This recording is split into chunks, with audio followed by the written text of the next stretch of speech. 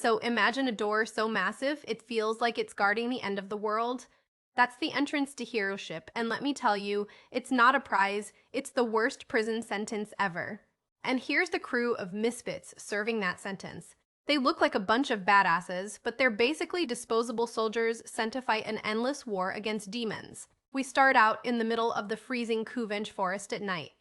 You can practically feel the wind biting through the trees, man. Check out this kid, Dada Lysilas. He's a former petty thief turned hero, and he is already freaking out big time. He knows something bad is coming. He's huddled by a campfire, begging his partner Zyro for some advice because he thinks he's totally cooked this time. Zyro just gives him this look, like he's way too tired to deal with Dada's panic attacks right now. Meet Zyro for Bart's. He's the tall, cool-headed one, but honestly, he looks like he hasn't slept in about 3 years. He straight up tells Dada he doesn't have the time or the patience to listen to him whine. Cold, right? They're just sitting there on logs, and Zyro tries to get Dada to focus on their actual mission for once. Dada just goes silent, probably realizing that Zyro isn't going to give him any sympathy today. Dada's eyes are practically popping out of his head as he realizes they're supposed to go fight a literal demon lord. Zyro just nods. He's completely unbothered, which honestly makes him even more intimidating. Then he drops the bomb. The demon lord has created 5,000 fairies, and it's just the two of them tasked with handling it. Dada is literally wilting under the weight of that news. The gloom is real, guys. Zyro just stares him down. He knows the odds are garbage, but he's already accepted his fate. He reminds Dada that they aren't real heroes, they're just criminals working off their sentences on the front lines. And check those marks on his neck. Those are sacred seals. They act like a leash, making sure they can't disobey or run away. Zyro gets real intense and says they aren't even allowed to die until their duty is fulfilled. Talk about a rough contract. So he tells Dada they need to be smart and come up with a plan instead of just sitting around crying about it. But Dada is still insistent. He shouts that Zyro needs to look at something because it's seriously bad news. Dada jumps up and yanks a cloth off this huge thing he's been dragging around. It's making a lot of noise as he reveals it. And boom! It's a fancy, decorated coffin. Dada is like, what are we gonna do about this? Like he didn't steal it himself. Cyrus' face is just, wow. He's completely stunned that Dada would pull something like this right now. He puts his hand to his forehead and asks the most logical question. Dada, why on earth did you steal a coffin? Dada starts wailing, explaining that he saw how gorgeous the box was, and his old thief instincts just kicked in before he could stop himself. Zyro is just staring at him like he's the world's biggest moron. He can't believe this kid sometimes. See, Dada was a legendary petty thief. Even being sentenced to Hero Ship didn't fix his sticky fingers. He's just a magnet for trouble. Zyro gets a really bad feeling and asks if there's actually someone inside that thing. Dada admits he wondered why it was so heavy while he was lugging it through the woods, so he finally took a peek inside. Zero starts screaming at him. He's totally losing it because bringing a dead body to their camp is basically an invitation for bad luck. He lets out a massive, soul-crushing sigh. Dealing with Dada is a full-time job in itself. He looks at how expensive the coffin is and guesses the person inside must be some super important royalty or a noble. He knows that as soon as people realize it's gone, there's going to be absolute chaos. He starts to pry it open. They get the lid off, and wow, inside is a beautiful young girl with long hair, sleeping peacefully like nothing is wrong. Yuro is shocked into silence. He looks like he's seen a ghost, or maybe something even scarier. Then he notices that sacred seal on her body. It's glowing with a strange energy. Dada is still guessing she's royalty, but Zyro is looking way past that. He knows exactly what he's seeing. He turns to Dada and says, "No, she isn't even human. Talk about a plot twist." He tells Dada he's pretty sure this kid is a literal goddess. You know, just a casually discovered ancient deity in a box. Dada is just standing there with his jaw on the floor. He can't wrap his head around it. Zyro explains that goddesses were living arsenals created by the ancients. They were mankind's greatest weapons against demon lords, and there were only 12 of them. Dada asks if they're all supposed to look like little girls, which is a fair question, honestly. Zyro says they take bizarre forms. Some look like giant whales or huge hunks of iron. They're way too complicated for humans to really get. But if she's a genuine goddess, Yoro knows they are in massive trouble, like world-ending levels of trouble. He tells Dada to take it back to wherever he found it right now. He is not about to deal with an ancient weapon waking up. Suddenly, Shiro stops and looks sharp. His eyes narrow as he senses something shifting in the woods. The trees are rustling nearby. Something big is moving through the shadows toward them. A massive booming sound echoes through the forest, shaking the ground. Zero and Dada look up, totally caught off guard. Cyro gets low and asks Dada if he can see the fairies. He's got that focus battle look now. Dada uses his eagle eyes to scan the area. He spots a detached unit of monsters in the southeast corner. And then he sees them, the Holy Knights. He shouts out in surprise, recognizing the human soldiers. Cyro looks deadly serious. This is exactly what he was afraid of. See, the Holy Knights are the heavy hitters for the Federated Kingdom, the last hope for mankind. They were built to protect the goddess, but they realized they couldn't win this fight and started to pull back. They're currently fighting a losing battle against the Demon Lord Phenomenon. Zyro remembers their orders. They have to support the retreating troops and make sure at least half of them escape alive. He knows if they fail or try to run, those seals on their necks will literally torture them to death. No pressure, right? He looks down, his face in shadow. He knows exactly how this is going to end. He tells Dada they basically have a 0% chance of success here. He's always so uplifting, isn't he? It's an army of 2,000 knights against 5,000 fairies. The odds are just plain garbage. Dada is shivering, terrified the fairies are going to slaughter them all.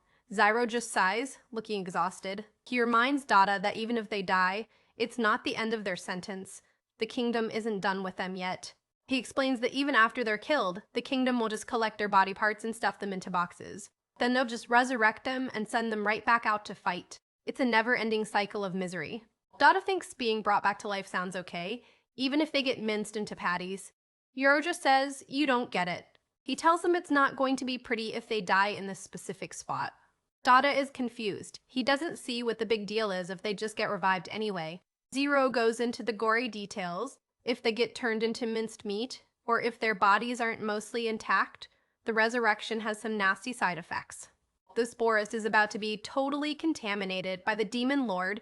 With all the snow, the Holy Knights will have a terrible time even finding their corpses. Dada is absolutely losing it. His face is stuck in a permanent scream of horror. Zero bluntly tells him he'd be better off hanging himself from a branch so his body doesn't get buried and lost. Gee, thanks, Zero. Suddenly, Zero gasps as he sees something happening down in the clearing. Down below, a small group of knights is being completely surrounded by those massive monsters. It looks like a slaughterhouse.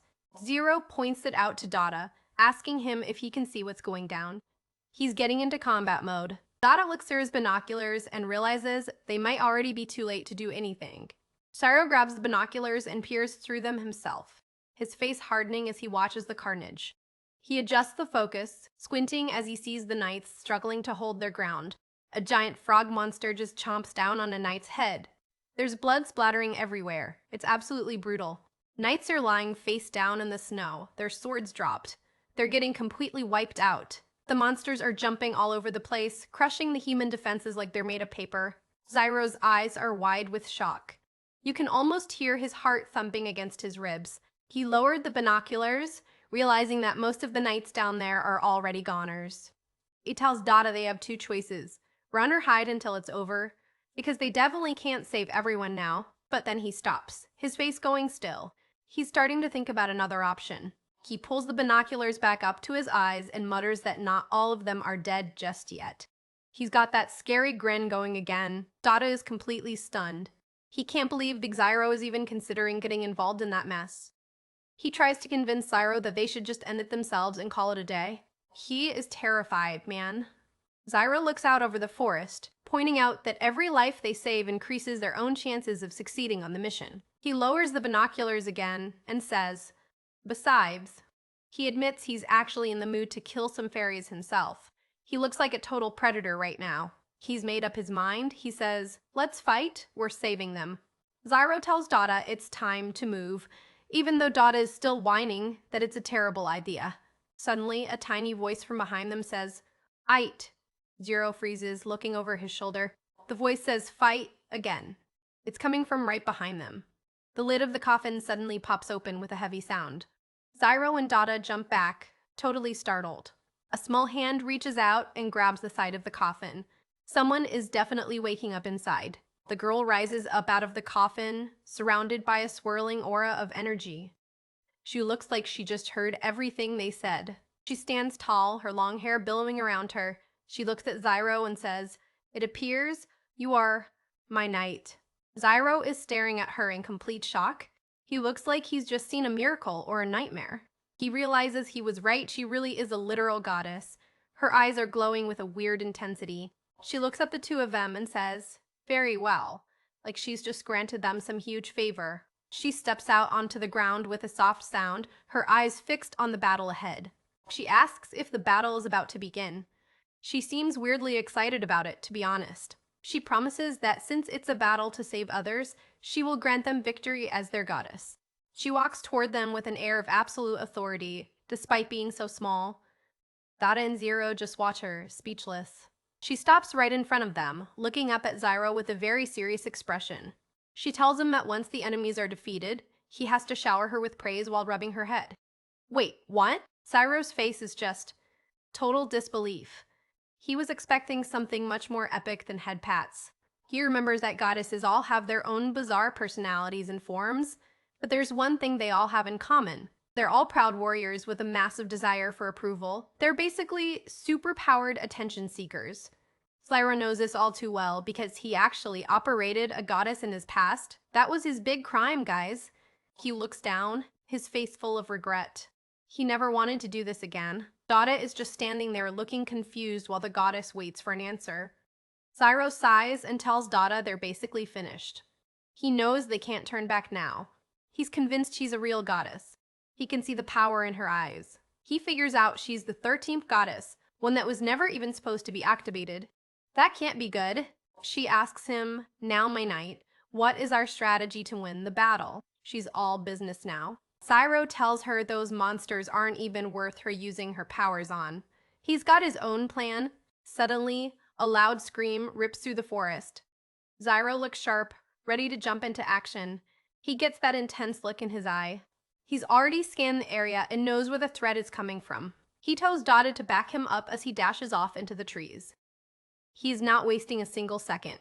He says, "Damn right I am," looking like he's actually enjoying the chance to fight again. He reaches for his knives, explaining that as a criminal hero, he was left with sacred seals of heat and might to fight with.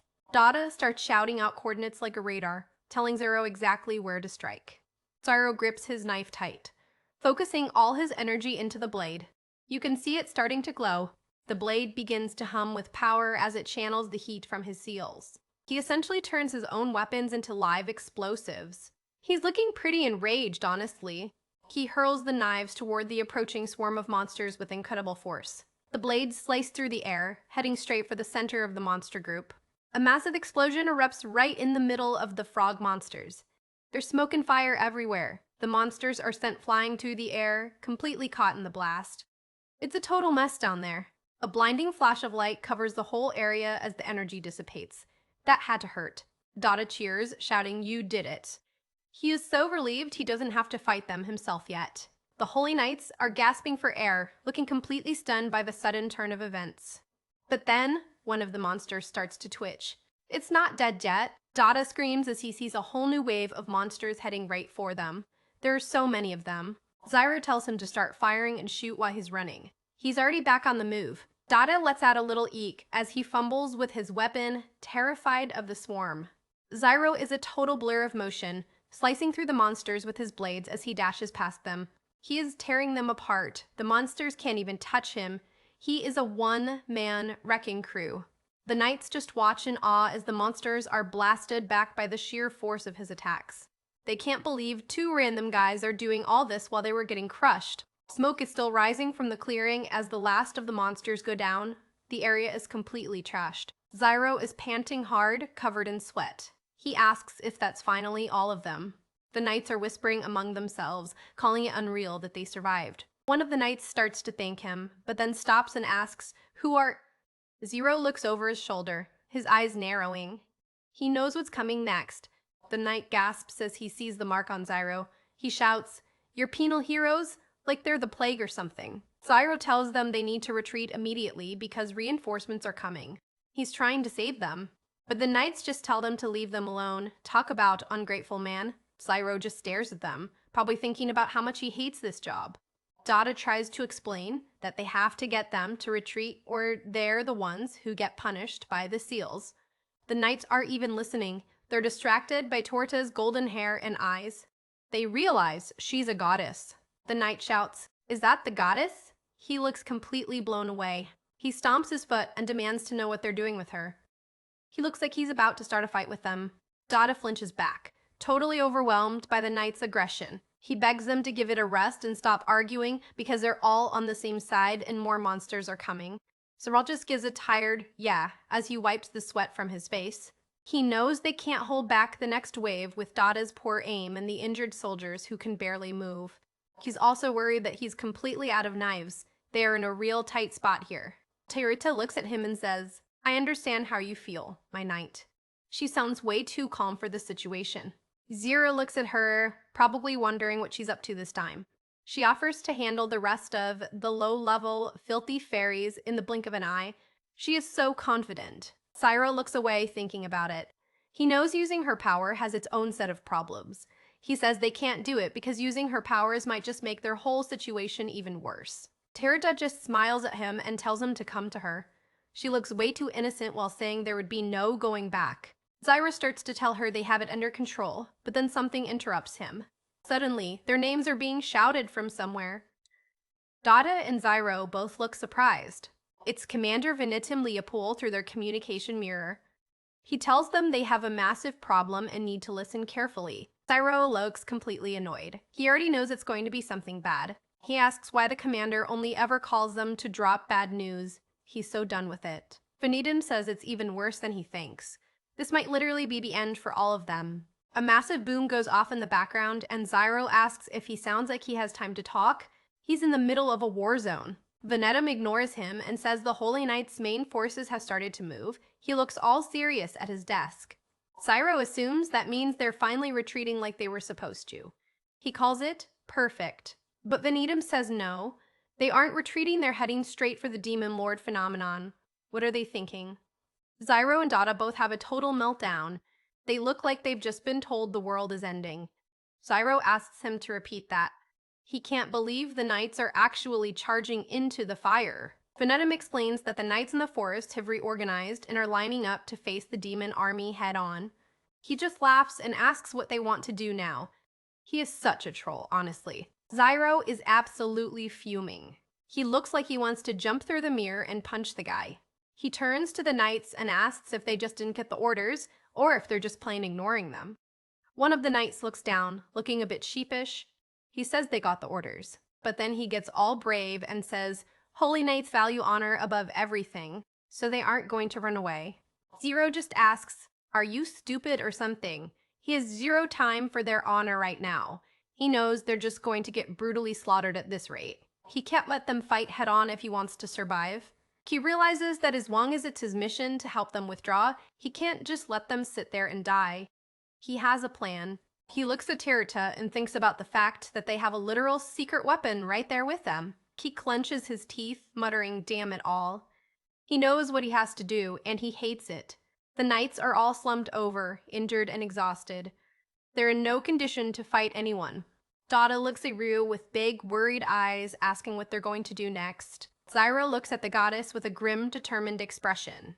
He's making a choice. Dada is practically in tears now. He looks so vulnerable, poor kid.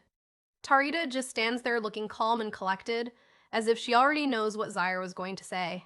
Zyro finally addresses her directly. He's ready to make a deal. She smiles at him and asks if he finally realized he needs her help after all. She's definitely enjoying this. Zyro looks real intense. He says, yeah, it's time to fight back. He's done being the victim. Dada and the knights are completely lost. They have no idea what he's planning to do. He tells Dada there's a change of plans. They're actually going to defeat the Demon Lord themselves. Bold move. Dada is absolutely flabbergasted. He looks like he's just seen a ghost. The knights start shouting that there are 5,000 monsters out there and he's clearly lost his mind. Tairita just smiles confidently and says of course they'll win because they have her on their side. Arrogant much? Dada and the knights are just staring at her, probably thinking she's just as crazy as Zyro. She steps forward with a soft sound, her eyes glowing with power. She reaches out her hand and says it's time for him to make an offering for their pact. This is getting real serious. Yuro looks at her hand, knowing exactly what this ritual entails. He's hesitant for a second. He thinks about the roles they're about to play, the goddess and her knight. He knows he has to offer a part of himself to make it work. He clenches his fist, getting ready. She looks at him with those deep, ancient eyes and asks if he vows to be her greatest knight. Jiro looks her right in the eye and simply says, "I do." It's a moment of absolute commitment. She beams at him, looking genuinely happy. She says it will be her pleasure to work with him. She leans in close to him, her hair fluttering around them like a halo. A bright light starts to shine as they seal the pact. It's like a massive energy surge is happening right between them. Zero closes his eyes, feeling the power of the goddess flowing into him. It's a lot to take in. His heart lets out a massive bay dump as the energy binds them together. He can feel the connection now. The massive ancient doors of the temple start to creak open, letting out a blinding light. It's like a divine gateway. The doors slam open with a huge crash and the light becomes almost unbearable. Something incredible is happening. Zero is staring right into the light, his eyes wide as he sees the power unfolding before him. Torita is floating in the center of the light, her hair glowing brilliantly. She looks like a true goddess of war now. Zero thinks about the pact. He knows the only way it ever ends is when one of them dies. He's tied to her forever now. He feels like this is the beginning of the end. He's once again thrown his life away for a cause he's not even sure about. The light fades, and they're back in the clearing. The knights are all staring at them in complete silence. Terida is glowing with a soft light as she looks up at Zyro. They're sharing a very intense moment. He whispers her name, Tawerida, like he can't quite believe she's real. She smiles at him and confirms it. "Yes, my knight, Zyro." She sounds so proud, it's almost cute. She looks up at a massive, intricate pattern that's appeared behind her. She explains that goddesses were always weapons. They've been descending upon the world for thousands of years. Whenever a demon lord threat appeared, they always returned to their coffins afterward. Each goddess had different properties. Some could summon storms, others could see the future. They were all unique and terrifying. But he realizes this goddess is special. She has a different kind of power than anything he's seen before. He stares into her eyes, seeing a galaxy of power hidden there. It's both beautiful and scary as hell. Zero looks at her, feeling the weight of his new responsibility. He's her knight now, and he has to act like it. And here is her true power. She is the goddess of swords. Look at all those blades sprouting from the ground. She can summon countless swords made of steel, from simple blades to famous ancient weapons. She's got demon swords and holy swords all at her command. It's a literal field of death. They're all just waiting in the depths of the void to be summoned by her. That is some serious firepower, guys. Cyro shares his battle strategy with her through their mental link. It's a sensation he hasn't felt in a long time, and it brings back a lot of memories. He looks at her and says her name, ready to put their plan into motion. She is his ultimate trump card. He flashes a small grin, realizing that just knowing she's got his back is more than enough for him to win. The knights are all in a commotion, shouting and asking what on earth he just did. They're completely baffled. They can't believe he actually forged a pact with a goddess. They look at him like he's a total freak. Zyra just snaps at them to shut up. He didn't have a choice if they all wanted to survive. Suddenly, a knight points into the woods and screams that the next wave is already here. The fraud monsters are back for round 2. Zira looks toward Tirita and simply says her name. "It's showtime, baby." Tirita's eyes go wide, sparkling with the thrill of the upcoming battle. She is so ready for this. The knights behind her are still arguing and shouting, completely oblivious to the power about to be unleashed. She reaches her hand out, saying she likes the sound of that. She's about to grant him her official blessing. The energy suddenly flares up, making a sharp sound as it crackles through the clearing. Massive bolts of light magic shoot out from her, lighting up the entire forest like a lightning storm. The Holy Knights are completely losing their minds, shouting in confusion as the light blinds them. One of them points up, his face full of shock as he realizes something is coming down from the sky. There's a series of sharp glints in the air as the goddess's power begins to manifest for real. And then, it's a literal rain of swords. Hundreds of blades are falling from the sky like metal rain. One of the giant frog monsters gets pinned straight through the back. It's making a disgusting squelching sound. The monsters are getting skewered left and right. It's total carnage as Tiorida unleashes a storm of steel on them. She stands there with her back to us, surrounded by falling blades. It looks incredibly epic, honestly. Dada is watching from the sidelines, completely blown away. He asks if all goddesses are this ridiculously powerful. Zero doesn't waste any time. He dashes forward into the field of swords at high speed. He reaches out and grabs the handle of a massive blade stuck in the ground. He's going in! He yanks it out with a single smooth motion and shouts that there's no time to rest. They have to keep the pressure on. He lets out a roar, telling them to annihilate every last one of those monsters. Zyro slices right through a monster with a powerful swing. He's moving so fast that I can barely follow him. He lands another hit, sending a monster crashing into the dirt with a heavy thud. He's a total beast. He shouts at Dada to keep him covered while he's tearing through the front lines. Dada pulls out a projectile and prepares to fire, trying to stay focused despite the chaos. He lets it loose, and it zaps right into a monster, knocking it back. Good job, Dada. Another monster is sent flying by the energy blast. They're actually winning this, man. Zyro is wielding that summoned blade like a pro.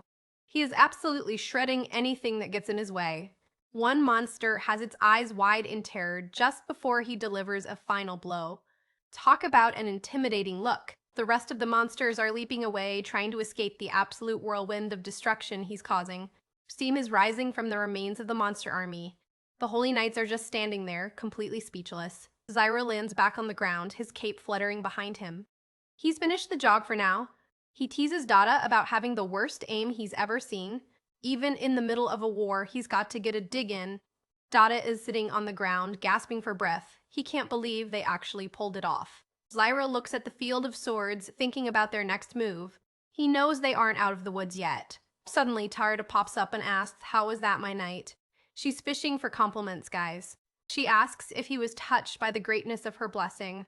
She's literally glowing with pride. Zyro just stares at her, his face a total mask of indifference. He's not making this easy for her. She gets all dramatic, giving him permission to praise and worship her to his heart's content. She's hilarious. Zyro just gives a really half-hearted, sure.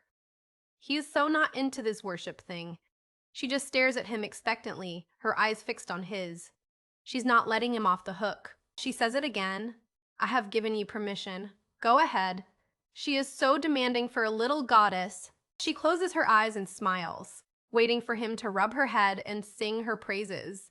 She's basically a cat, honestly. The knights and Dada are all just staring at this bizarre interaction, looking completely confused. Zyro knows exactly what she's doing. He remembers the history of these goddesses and how they were treated. He finally reaches out and gives her the head pat she wanted. She looks so happy about it, too. He thinks about how goddesses valued nothing more than being praised by humans.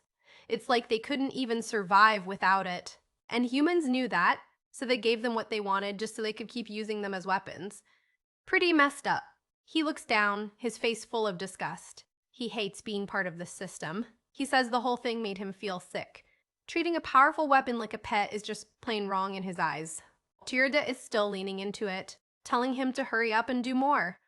She has no idea how he's feeling. Suddenly, they hear their names being shouted from the mirror again. Zyro looks totally annoyed by the interruption. It's Venedum again. He's shouting, "You're still alive," like he can't believe his own luck. Dada screams at him to get over to the front line and help them fight. He is so done with Venetum's cowardice. Venedum just brushes it off, saying they can discuss that later.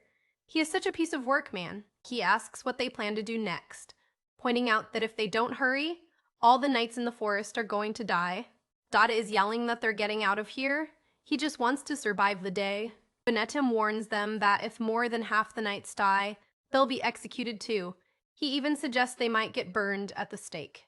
Scary stuff. Dada lets out a huge "Iki." His face is just pure terror right now. He's literally trembling, asking Zyro what they're supposed to do now. He's completely panicked. Tarda gets all fierce, telling him to wipe that pathetic expression off his face. She is way tougher than she looks. Zyro turns back to the mirror, asking Venetum if he can negate some part of their deal. He knows Venetum is only out for himself. Zyro shouts at him not to lie, because he knows Venetum would never help them out of the goodness of his heart. Venetum just tells him to wait a bit. See, Venetum bore the title of Commander, and he looks every bit the part with his fancy hair and earrings. He was a shrewd guy who could analyze a battlefield like a pro. He knew exactly how to handle the criminal hero units, but in reality, he was nothing more than a master con artist. He just knew how to talk his way into power. He once almost sold a royal castle to a circus before he got caught. That is the next level scamming, honestly. He only wanted to maintain his position as commander. None of the heroes actually liked or trusted him with their lives. Zyro figures that Venetum probably thinks they're all going to be slaughtered anyway. He knows the commander expects them to just hang themselves rather than try to save the knights. It's a pretty grim outlook. He looks off into the distance, his eyes full of determination. He is not going to do what Venetum expects. Dada is still crying, looking up at Zyro like he's his only hope in the world. The knights are all slumped on the ground, totally defeated. They look like they've given up all hope. Tirida is watching them with a gentle expression. She really does care about them in her own way. Zyro closes his eyes and smiles. He's realized there's no way he can just walk away from this. He asks for an update on the other knight's location. He's ready to get back to work. He turns to the knights and asks them what they plan to do now that the immediate threat is gone. They say they have to meet up with the main unit and fight by their captain's side. They're still full of that honor stuff. Zyro tells them to just get out of here, because they'll only get in his way. He's going to give their captain a piece of his mind. The knights just stare at him, looking completely bewildered by his attitude. One of them asks if he's really going to help them withdraw. He can't believe it. Lyro just looks away, saying he has to do it since he made that pact with the goddess. Dada is confused, asking if he actually plans on fighting the demon lord for real. He looks horrified. Zyro confirms they're continuing the mission as planned. He is not backing down. Dada just looks at him in complete shock. He can't believe Zyro is being so serious right now. Zyro just gives him a quiet and tense look over his shoulder. He's already made up his mind. Dada is staring at him with wide eyes, probably thinking Zyro is officially crazy. He explains they have to reach the knights before they get totally crushed and start a chaotic retreat. He's already got the whole thing mapped out. Tarida is absolutely beaming with joy. She is so excited to have a knight who's actually willing to fight. She says it's exactly what she expected from him. She's looking at him with so much admiration now. Dada is still hesitant, asking if he's really sure he wants to go through with this. He is still worried about his own skin, man. He reminds Zyro that the Holy Knights were the ones who treated them like garbage. Why should they risk their lives for them? Zyro looks away, his face in shadow. He knows Dada has a point, but he can't let it go. He says it doesn't matter what they did or who they are. He's got his own reasons for fighting. He admits it would just piss him off if people started talking trash about him running away from the knights. He's too proud for that. Dada is completely dumbfounded. He asks, who cares if people talk behind your back? He just wants to stay alive. Zyro admits he's the one who cares. He says he doesn't have the patience for that kind of talk. He's got some serious ego issues, guys. He says it's nothing more than a bad habit of his. He hated being looked down on in the past. He knows this personality flaw is probably going to bite him in the end, but he's doing it anyway. He's got that cool, confident grin on his face. Suddenly, he reaches out and gives Dada a big, firm pat on the shoulder. Dada looks completely caught off guard by it. He says, "Let's go," with a massive, toothy grin. He is officially ready to take on the world. They all head off into the darkness of the forest together. They have to save those knights or it's game over for everyone. Talk about a cliffhanger. So we open up with this wide shot of the forest, and you can tell something intense is about to happen because the trees are just whipping by. Then, a heavy boot slams down into the dirt, showing someone is moving at a serious clip. We get a close-up of Dada, and man, he is sweating buckets. He looks like he's seen a ghost or something even worse. And then Dada shouts out that they're too late. Zyro and Tirita are right behind him, and they all look pretty stunned by what's ahead. So they finally reach the fortress, but it's a total graveyard. There are bodies everywhere in the snow, and you can see the carnage is just fresh. Zyro looks down at the layout of the fort, trying to wrap his head around how a place this well guarded got wiped out. His eye lands on a tattered flag fluttering in the wind. It's got a family crest on Ito's set of scales. And then we get this flashback or explanation showing how the Holy Knights are split into factions, each one hoisting a different crest for their noble backers. Zyro realizes something isn't right. He knows all 12 bands of knights, but he's never seen this scale symbol before. It has to be a secret 13th unit. So, it turns out Tirita is the 13th goddess, matching this mysterious new unit perfectly. Lyra looks really grim here. He's putting the pieces together and it's not looking good for them. He points out that the goddess Dada tried to steal must have belonged to this specific unit. That's a huge connection. Teorita is just totally offended by the idea. She's shouting at him, asking if he has any pride at all. Dada just shrugs it off. He's like, I'd rather share food or money than pride. He's got his priorities straight, I guess. Terida is absolutely appalled. She's losing her mind over how unchivalrous he is. She starts lecturing Zyro, asking what he's been teaching his squire, but Zyro just ignores the drama and says Dada isn't even his squire. Zyro cuts through the noise. He's all business now, telling them they need to talk strategy right this second. He explains that while most monsters are just brainless, the demon lords are smart and use actual tactics to win wars. And then he starts thinking like a villain. He says if he were on the demon lord's side, he'd know exactly how to crush this defense. So, he maps it out. If the main force is held at the river, the smart move is to send detached units upstream to flank the fort and avoid a bloodbath. He tells them they have to hurry and meet up with the Holy Knights, because he's sure the monsters have already sent a flanking unit around. Zero turns around to give Dada a specific job, but he stops mid-sentence. And then, Dada is just gone.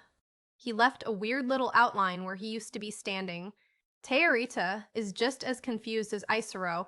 Zero's eye twitches. He can't believe this kid just vanished in the middle of a war zone. He asks Tawadita where Dada went, and she points to a little scrap of paper on the ground. Zyro looks down at the note, probably expecting some profound plan, but knowing Dada, it's definitely not that. The note literally says, "Let's split up. You do your thing while I go steal everything of value from the Holy Knights." What a total klepto. Zyro is fuming. He's calling him an asshole for running off to loot while people are literally dying nearby. But then he just crumples the note into a ball. He decides Dada is barely useful anyway and turns back to Toita. Zyro looks Teorita right in the eyes and tells her, "I need your help again." He's actually being serious for once. Teorita gets that sparkly, excited look. She's all about being needed. She says, "But of course."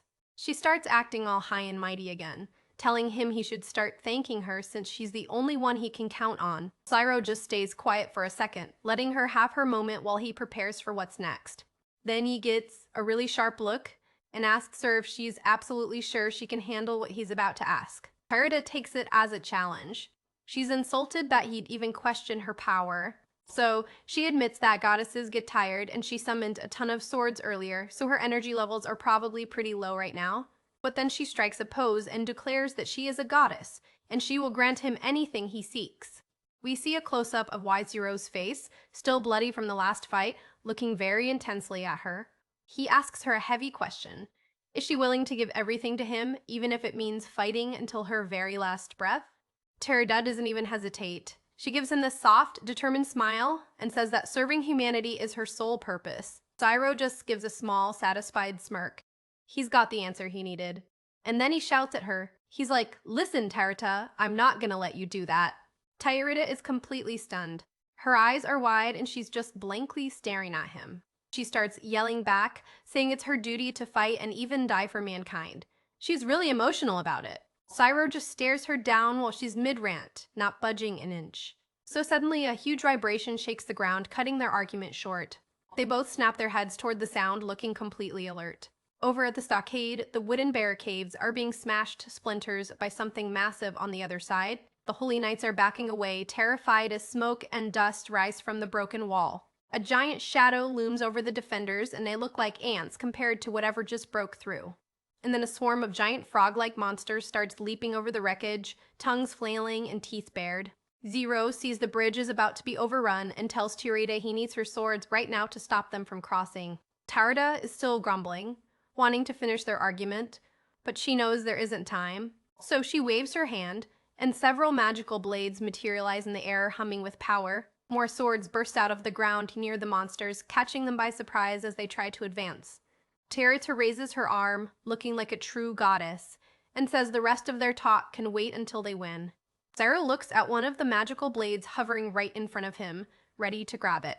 He digs his foot into the ground, preparing for a high-speed launch towards the enemy. So Zero takes off. He's flying through the air, surrounded by a cloud of Tiarita's swords as they all rush toward the monsters. We see a seal glowing on his leg. It's the seal of flight, Sakara. It lets him jump so high it's basically flying, ignoring physics for a moment. The air is filled with the whistling sound of all those blades moving at insane speeds alongside him. Zyro reaches out and snatches one of the swords right out of the air without even looking. He clenches the hilt tight as he closes the distance on a massive frog demon that's trying to leap at the knights. And then, boom! He slams into the target with an explosion of force, clearing a path through the monster wave. Jiro shouts out Tyorita's name, signaling her for the next part of the combo. She's totally in sync with him, shouting back that she's on it while focusing her magic. So, the swords rain down like a storm, piercing right through multiple monsters at once and pinning them to the ground. The remaining frog monsters are freaking out, scrambling, and dashing away from the magical onslaught. More blades find their marks, digging deep into the thick hides of the giant beasts. The bridge is finally clear, with huge smoke clouds rising where Gyro's attacks landed. The knights can't believe their eyes. Up on the wall, the knights are manning a massive cannon. But they've stopped firing because they're so confused by what they're seeing. One of the older soldiers is sweating, just staring out into the dust and wondering who the hell just saved them. And then we see Cyro and Tyorita standing there in the middle of the debris, looking like total badasses while swords hover around them. The knights are whispering, wondering if these two are actually on their side or if they're a new threat. Suddenly, a figure in high-ranking armor appears on the battlements, looking down at our heroes. A sword tip digs into the stone of the wall as the new arrival makes their presence known. Zero looks up at them and taunts them, asking if that's all they've got. He's really pushing their buttons. Behind him, the smoke is clearing from the bodies of the demons they just slaughtered. It's a pretty gruesome sight. Tyorita tells Zero he looks filthy from all the blood and dust. He just sighs and says he might have gotten a little carried away. Then they hear footsteps. Someone is walking toward them from the fortress gates. A woman on a white horse rides out. She introduces herself as Pataush Kibia, the captain of the 13th Order of Holy Knights. She looks incredibly stern under her visor, shouting at them to identify themselves and what order they serve. Zyro just keeps it cool. He figures out she's the one in charge of the whole fortress. He tells her flat out that they need to work together to survive what's coming. Kivia's eyes go wide when she sees Tyorita. She stammers, asking if that's actually their goddess standing next to Zyro. She starts yelling, completely confused. She can't understand why the goddess has already awakened and why she's with a guy like Zyro. Zyro just looks at her with this bored expression. He knows it's hard for her to process. He tells her there's no time for a history lesson because the demon lord is almost there. Kivia is just left stuttering. And then he says the magic words that always cause trouble. I'm a hero. Kivia looks like she just got hit by lightning. Her jaw is practically on the floor. Zyro adds even more fuel to the fire, telling her he's on his way to kill the demon lord himself.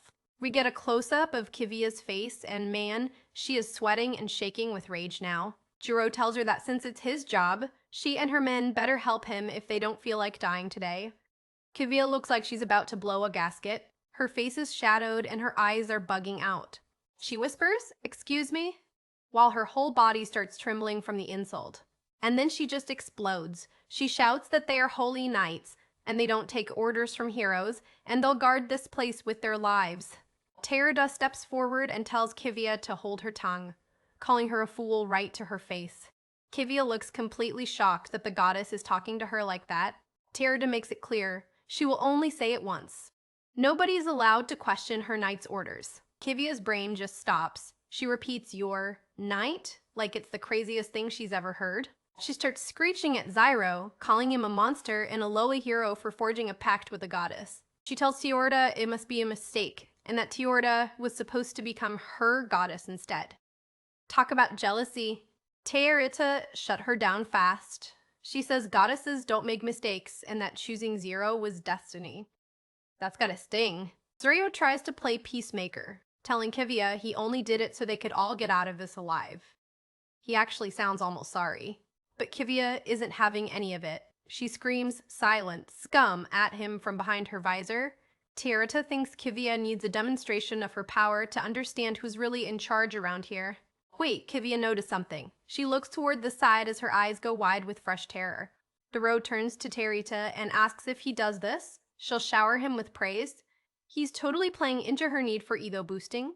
Chivia is just frozen, whispering his name like it's a curse. We see Zyro's eyes go sharp. Something is coming and he feels it before anyone else. Kivia points her sword right at Zyro, her hand shaking as she challenges him. There's a small metallic sound as something small hits the ground. The tension is crazy right now. Kivia calls Zero Forbarts the most despicable hero of them all and demands to know what he's plotting. She literally calls him a goddess-murdering criminal scumbag. Wow, Kivia really hates this guy. A weird hissing sound fills the air, and we see a title card for Chapter 4 as the scene shifts slightly. The Holy Knights are standing their ground, weapons out, facing off against Yarrow and Tiarita in the fortress courtyard. Kia is still demanding to know what Zyro's plan is while her soldiers look on, totally nervous. We get a close-up of Kivia's face, dripping with sweat. She's really at her breaking point with this hero. So, we see Rajaro standing there, sword in hand, looking like a total boss, despite Kivia calling him a criminal scumbag again. The wind starts hissing through the trees and snow begins to fall even harder. The atmosphere is getting heavy. Terida looks up, sensing something strange in the air. She's definitely on high alert. And then this horrible screeching sound starts echoing through the area, making everyone wince. The knights are all covering their ears, crying out about that metallic scraping sound that's just painful to hear. Zyro grits his teeth. He knows exactly what that sound means. It's here, he says. So everyone looks toward the horizon, and there's this massive, blinding light erupting from the mountains. A huge, heavy foot with giant claws stomps down, shaking the entire earth as it lands. Suddenly, a whole pack of monstrous demons bursts out of the woods, led by these hairy, ape-like giants. The knights are freaking out, yelling about giant fairies while looking through their binoculars at the approaching army. Kivia grabs a pair of binoculars and screams that the threat is coming from behind them too. They're surrounded. The screeching sound is coming from all the mountain peaks now. It's like a coordinated attack from every direction. We see a quiet shot of some reeds and plants, but the peace doesn't last long. A massive dark shape crushes the plants into the mud as the invasion moves forward. Zyro looks really focused. He's staring at the main threat, realizing things just got a lot more complicated. And then it appears. Oggogi, Demon Lord Phenomenon number 47. It looks like a giant armored insect from nightmares. So we get a quick history lesson about how mankind has been fighting these Demon Lord phenomena since ancient times. This current conflict is known as the Fourth Conquest of Demon Lords. It's basically a recurring apocalypse. The first one to show up 20 years ago was called the Serpent, a massive armored snake that destroyed everything in its path. Monsters started attacking settlements, and even regular animals and insects started turning into freakish demons. The land was literally dying. People didn't believe the rumors at first because it had been 400 years since the last conquest. They thought it was just tall tales from the countryside. By the time everyone realized it was real, the demon lords had already spread through all the lands. It was a total disaster. And that's how mankind lost half its habitat. We see a shot of the world, and half of it is just dark and ruined. Back to the present, Oggogi is screeching again, its many legs clicking on the rocks. The knights are absolutely petrified. They're shaking and whispering that it's an actual demon lord right in front of them. We get a close-up of the monster's face. It's got these creepy, glowing eyes that just stare right into your soul. The other demons seem to be waiting for a signal, gathering around the giant insect lord. So Kivia realizes that the insect is using its screeches to give actual orders to the entire army of fairies. It's like a general. She warns her men to be extremely careful. She can tell this isn't a normal fight. Zyro explains that every demon lord has a unique power, and Oggogi is no exception. One of the knights loses his cool and fires a cannon right at the monster. Boom! Zero's eyes go wide. He's yelling for them to stop, but it's too late. The projectile is already flying. Kivia shouts at her men to hold their fire and not aim for the demon lord directly. So the cannonball zooms toward Oggogi, cutting through the air like a streak of lightning. There's a bright flash as the cannonball just bounces right off the monster's armor. It didn't even leave a scratch. The knight is in total disbelief. He can't believe the beast just deflected a direct hit from a cannon. And then, it gets worse. The deflected shot flies back and slams into the fortress itself. Another massive explosion rocks the walls. The knights on the bridge are shouting in panic as they watch their own fortress get hit. It's a total disaster. Zyro's yelling at them to listen. He explains that the monster can strategically deflect seal-based attacks right back at them. Their regular weapons are useless. The soldiers are completely lost now. They're asking what they're even supposed to do if they can't use their best gear. Zyro tells them they need something huge to physically attack it, but they'll never get a battering ram close enough. The knights are despairing, asking if there's truly nothing they can do to win. Zyro just looks down with a grim expression and says, yeah, he's being brutally honest. He looks at the monster again. Odgagi is basically a moving fortress with armor that's practically indestructible. He turns to Kivia and says it's no surprise they were pushed back this far, and he knows it must have cost her a lot of men already.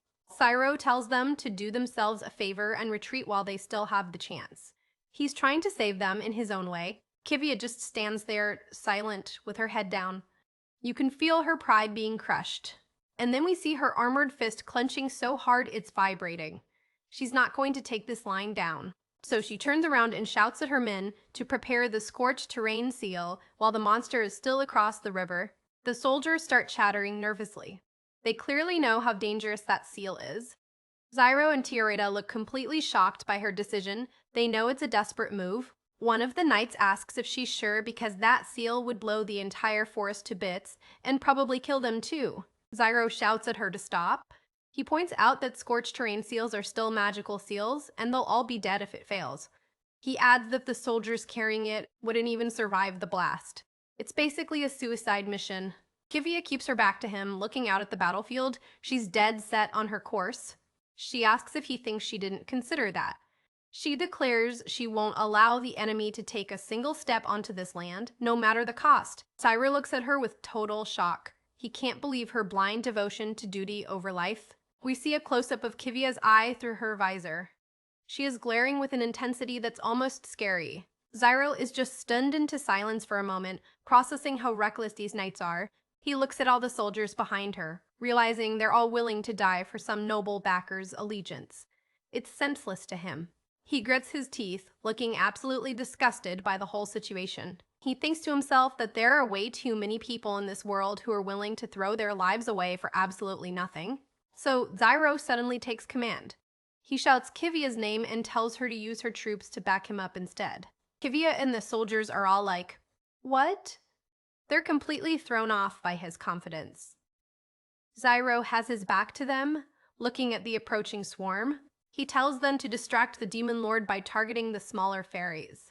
The knights are all whispering and confused, not knowing if they should actually follow this criminal hero's plan. Kivia screams at him again, asking why she, a commander, should take orders from a penal hero like him. Zyro turns his head slightly, his expression fierce. He says he's doing it to survive, that's his only reason. Kivia is just left gaping at him. She's never met someone so blunt about their motivations. Zyro looks at Tiareta and tells the knights he doesn't plan on dying today, and he's not interested in seeing them get slaughtered either. Tiareta looks up at him with these big, shining eyes. She's really seeing him in a new light now. So Zyro turns away and says he's gonna go kill the demon lord. He sounds so casually confident about it. He tells Kivia that if he makes it back alive, she can complain all she wants and he'll take any punishment she gives him. He even says he'll compliment her as much as she wants. Kivia just looks completely bewildered. She has no idea how to react to a guy this strange.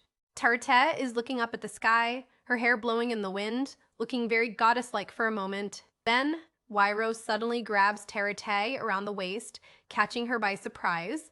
And then he shouts, let's do this, and jumps straight up into the air with Tiareta in his arms while the knights watch from below. They're soaring through the trees, a real power couple moment. Tear tops him if he's really going to shower her with praise when they get back. She's grinning ear to ear, reminding him that there are no take-backs. She's so excited for the attention. Zyro doesn't say anything, but we see his face from the side. He's totally focused on the fight ahead. Tiareta looks at him and sees that he's not just doing this for fun. He's dead serious about winning. Zyro asks her if she's angry, probably because of how he's handling things so bluntly. Down below, a knight's brute stomps down into the cracked earth. The army is moving. Zyro thinks about the Holy Knights and says it pisses him off how they live. We see a close-up of Kivia looking determined. Zyro thinks they're just spewing absolute nonsense about sacrifice. And then he says they do it all for honor or something pointless like that. He really has no respect for their traditional knightly ways. Zero is leaping across the clouds, carrying Torita as they head straight for the Demon Lord's position. He thinks they're all being stupid. Teir'd's hair is whipping around, and she looks a bit startled as Zyro calls out her name. He grits his teeth and tells her that what those people consider important is actually completely meaningless. The trees are rushing by in a blur as they speed through the forest. Zyro says, "It isn't honor or loyalty that's going to win this war." He gives this big, confident grin and declares that the only thing that's going to defeat the Demon Lord is him. So we shift to like Spyro's perspective.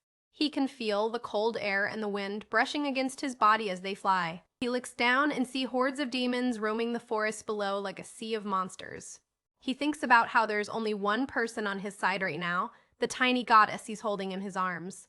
He gives a small grin. Zyro looks down at Torita and tells her to bring it on and hold on tight because he doesn't want her falling. We get a close-up of Torita's eyes, and they are sparkling with admiration as she looks at him. She gives him a sweet smile and tells him not to worry about her. She's more worried about the humans. She reaches out her hand and tells him to allow her to fulfill her duty as a goddess. She warns him not to underestimate her, shouting that she can still fight. Zyro just gives her a side-eye, not letting his guard down for a second. And then sparks fly. Zyro is moving so fast he's practically leaving a trail of light behind him. He notices that Teir'd's hair and eyes flicker brighter the more he pushes himself. It's like their powers are reacting to each other. He tells her there's a limit to how much a goddess can summon, right? He's being strategic about her energy. He says it's a knight's duty to handle the strategy, and he wants her to save her strength for the perfect moment. Teir'da looks a bit sleepy but determined. She agrees and says, "Very well," as she trusts his plan. Suddenly, a flying demon dives at them, its claws outstretched and ready to strike. Zyro's eyes go wide as he realizes he needs a place to land soon. Mobile combat is all about positioning. He pulls out a throwing knife, his fingers nimble despite the speed they're moving at. So he lets it fly. The knife whistles through the air toward a flying demon wolf that's blocking their path. The blade sinks right into the monster's snout, and you can see the blood spray as it connects. The demon wolf lets out a yelp as it gets knocked back by the force of the throw. One down. Teir'da is impressed. She cheers for her knight, but Zyro just tells her not yet. He knows the big fight hasn't even started. He says another key point in a fight like this is to never stop moving, keeping the enemy guessing. Zyro is dashing between the demons, dodging and weaving like a pro while still carrying Teir'da. The ground monsters are shouting and snapping at them, but Zyro is too fast for them to catch. He keeps slipping into their blind spots, making them look totally clumsy as they try to swing at him. He takes out 2 more demons with quick strikes. His movements are just a blur of efficiency. Teir'da asks if they're finally ready to go all out. She's itching to use her magic, but Zyro still says not yet. He's waiting for the exact right opening to strike the Lord. So he does this cool spin in midair, scanning the battlefield as he lands on a demon's head for a split second. He takes down another group of flying demons with more throwing knives, clearing the airspace around them. There's a series of explosions behind him as his attacks hit their marks. It's a total war zone now. Zero grits his teeth and tells Teir'da to keep moving. It's not over yet, not by a long shot. The demons are being blown apart, limbs and wings flying everywhere. Zyro is really tearing through them. He leaps over a massive explosion, using the blast to propel himself even further forward. He looks ahead with this incredibly fierce gaze and says, "We're almost there." He spots the Demon Lord just up ahead, looming over the trees like a mountain of armor and hate. Zyro takes a massive leap, soaring through the night sky with the moon behind him. It looks so epic. He's breathing hard, sweat and blood on his face, but his eyes are still locked on the target. Teir'da looks up at him, her eyes reflecting the moonlight. She's completely focused now, ready for the signal. Wadgagi lets out another deafening screech, its many feelers waving in the air as it senses them coming. So we see the full scale of the monster compared to Wyro. It's absolutely massive. It's like a tiny man flying toward a mountain. We get a close-up of the creature's many, many eyes. They're all staring right at Zyro. This thing is definitely intelligent. And then we finish with Teir'da's face. She looks absolutely terrified now that she's this close to the Demon Lord. Man, this is going to be an insane fight. Man, check out those creepy eyes. The Demon Lord is staring right through them. So that massive armored bug is the actual demon lord? Zyro and Tierra look like ants compared to it. Terida is completely stunned. She can barely even say the words, Demon Lord. Zyro stays cool, though. He looks back at her and asks if she's doing okay. She looks a bit shaky, but you can see the determination in her eyes. And then she totally flips the script. She yells that she isn't afraid and that destroying demon lords is her job as a goddess. Zero tells her to hold her horses. He says they have to wait for the perfect moment to strike. Terra isn't having it. She screams back that she's already waited long enough. Suddenly, the monster lashes out with its massive, sharp legs. It's coming right for them. Zyro grinds his teeth and tells her to trust him for just a little bit longer. Those legs are moving fast, cutting through the air like giant scythes. Zyro grabs Teorta and leaps into the air just in time to avoid getting sliced in half. He's analyzing the situation midair, looking for a way in. He realizes the main shell is way too tough, so he needs to find a different target. There it is. He spots the joint where the leg connects to the body. That's the weak spot. So he whips out a knife and throws it with crazy precision. The blade hits the joint perfectly, causing a small explosion of dust and debris. The leg just snaps right off. Talk about a clean break. Zyro tells the monster not to be so dramatic, it's just one leg, right? But that strike confirmed his theory. He knows how to take this thing down now. The shell is indestructible, but if he keeps hitting those uncovered openings, he can win. But there's always a catch. He looks worried as he realizes the cost of this fight. Down in the woods, a whole bunch of other monsters are starting to show up.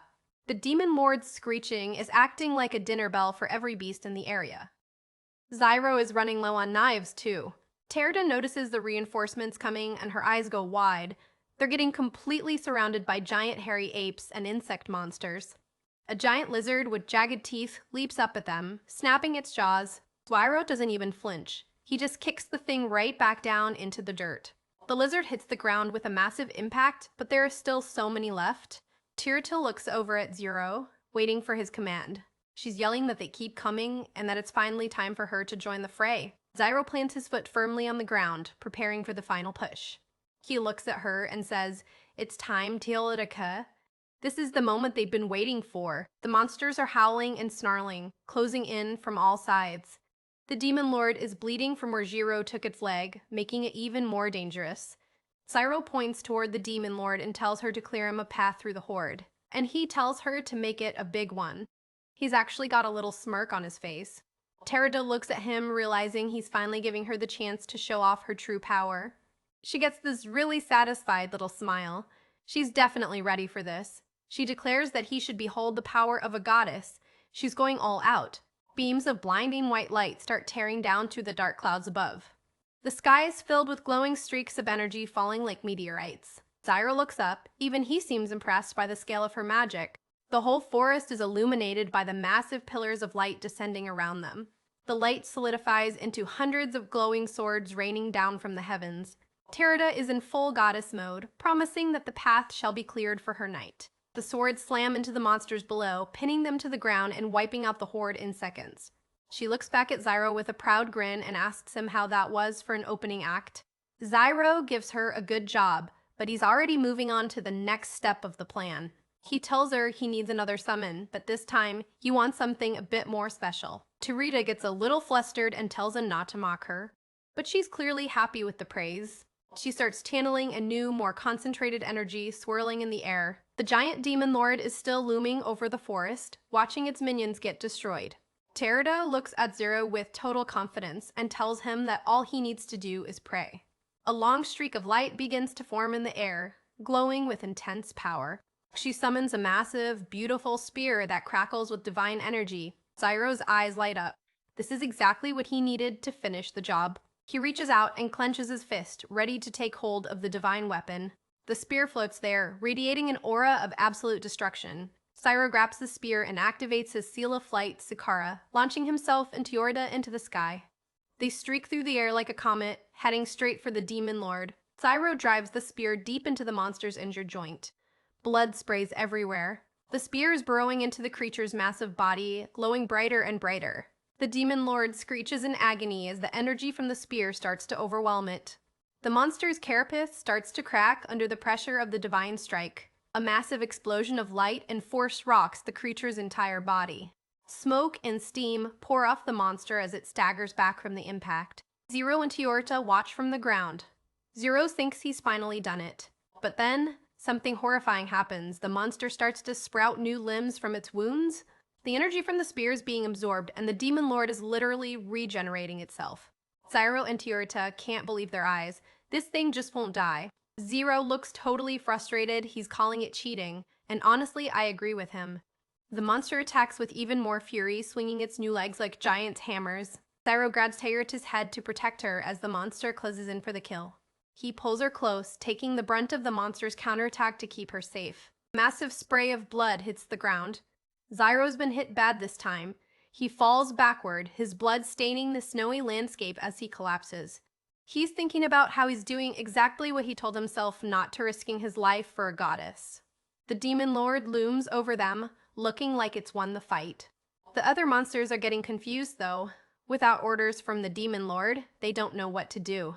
They're panicking like little kids who lost their parents. It's absolute chaos in the woods. Teorta looks down at Zyro, her voice trembling as she calls out his name. She's actually crying now. She looks totally heartbroken seeing him like this. Zyro is barely holding on, staring up at the snowy sky with his remaining strength. He notices Teorta's eyes. They're shining so brightly, it's almost blinding to him. He's seeing something in her that he never expected to see in a goddess. And then, out of nowhere, Dada pops up. He's looking pretty confused by the whole scene. Zyro's eyes go wide. He definitely didn't expect the little thief to show up now. Zyro and Teorta are just sitting there on the ground, staring up at Dada like he's a ghost. Zyro manages to choke out a question, asking Dada what the heck he's doing here. Check this out. Dada is lugging around this huge wooden barrel with some fancy carvings on it. The barrel has tags on it that say Verkle Corp and handle with care. This looks important. There's a big label on the front that says Scorched Terrain Seal. That sounds like a big bomb, bro. Zyro's eyes are practically popping out of his head as he realizes what Dada has in his hands. Zyro starts laughing like a crazy person. He realizes Dada actually stole a super weapon. He reaches out and grabs Dada by his cloak, still chuckling through the pain. He asks Dada if he really stole this too. He's almost impressed. Dada is totally panicking, trying to explain that it just happened to be right there when he was sneaking around. Zyro lets him go and gives him a thumbs up. Good job, he says. That's a rare compliment. He tells Dada he'll hold off on killing him for now since he brought exactly what they needed. So that's the end of Chapter 5. There's a little note from the author here thanking everyone for reading Volume 1. Now we've got some funny bonus comics. Yuro asks Dada if he's ever stolen anything actually interesting. Dada flips the question back and asks if Zero has ever stolen anything himself. Dada mentions stealing a silver cup once, and Zyro just thinks that's totally normal and boring. Zyro says there are plenty of things he wouldn't want stolen from him, though. Dada tells a story about how he once stole from a guy who turned out to be a wanted criminal. He gets this really sparkly look in his eyes as he remembers the reward he got. It turns out he ran straight to a detective's house and got a huge bounty reward. Zyro is actually shocked. But then Dada gets that shifty look again, and Zyro yells at him to stop thinking about stealing more. Next gag comic is about plastic surgery. This sounds like it's gonna be weird. Zyro and Dada are freezing their butts off in the snow, shivering like crazy. The narration says that penal heroes who are executed are recovered and resurrected even if they die. Teorta shows up and promises to lead Zyro to victory as his goddess. Zyro points out that if they get ground into meat, they won't be able to resurrect properly. Dada is terrified. Teorta's hair is glowing with heat as she uses her divine power. Dada starts imagining the priests kneading his ground-up remains into a new body like dough. He realizes he's actually warm because of Teorta's power and starts enjoying it, ignoring Zyro's warnings. He's hoping that if a miracle happens, he might even be resurrected as a tall, buff guy. Zyro just thinks he's a hopeless half-wit. Check out this awesome back cover art. Zero's daggers look seriously cool here. And here's the full cover for Volume 1. Zyro looks so fierce with all that blood on his face. Moving on to Volume 2. Dada is on the cover looking totally overwhelmed by a pile of treasure and holding a giant bag. Back to the story. We get a breakdown of the Scorched Terrain Seals. They're sacred seals powerful enough to turn everything into ash. The barrel itself is a weapon made from scraps of wood with seals carved into them. You can even control the blast size by removing planks. So the fact that Dada was just carrying it around like it was a normal barrel is actually insane. It pretty much proves that Dada is the biggest half-wit of all time. But hey, it might save their lives. Cyro is still sitting there, catching his breath, while Tiorita and Dada stand by. Dada is panicking, asking if he stole something he shouldn't have again. He's so used to getting in trouble. Cyro actually smiles and tells him that for a change he did a good job. Dada can't believe it. Cyro looks seriously drained, but you can see he's got a plan forming. The giant insect demon lord is still screeching and causing a ruckus in the middle of the field. Zyro tells them that with this, they can finally defeat the monster. Dada is still screaming his head off though. Those spindly monster legs are lashing out again, cutting through the trees. Cyro and Tiorta share a quick, intense look. They know this is their last shot. Zyro realizes he's too wounded to dodge much longer, so he has to end this fast. He yells at Dada to hop on. He's going to carry both of them into the fight. Zyro launches himself into the air carrying Dada, the barrel, and Tearata all at once. What a beast! He looks at Terada and tells her she did good too, and that he appreciates her help. Terada gets a competent look and tells him to leave the rest to her.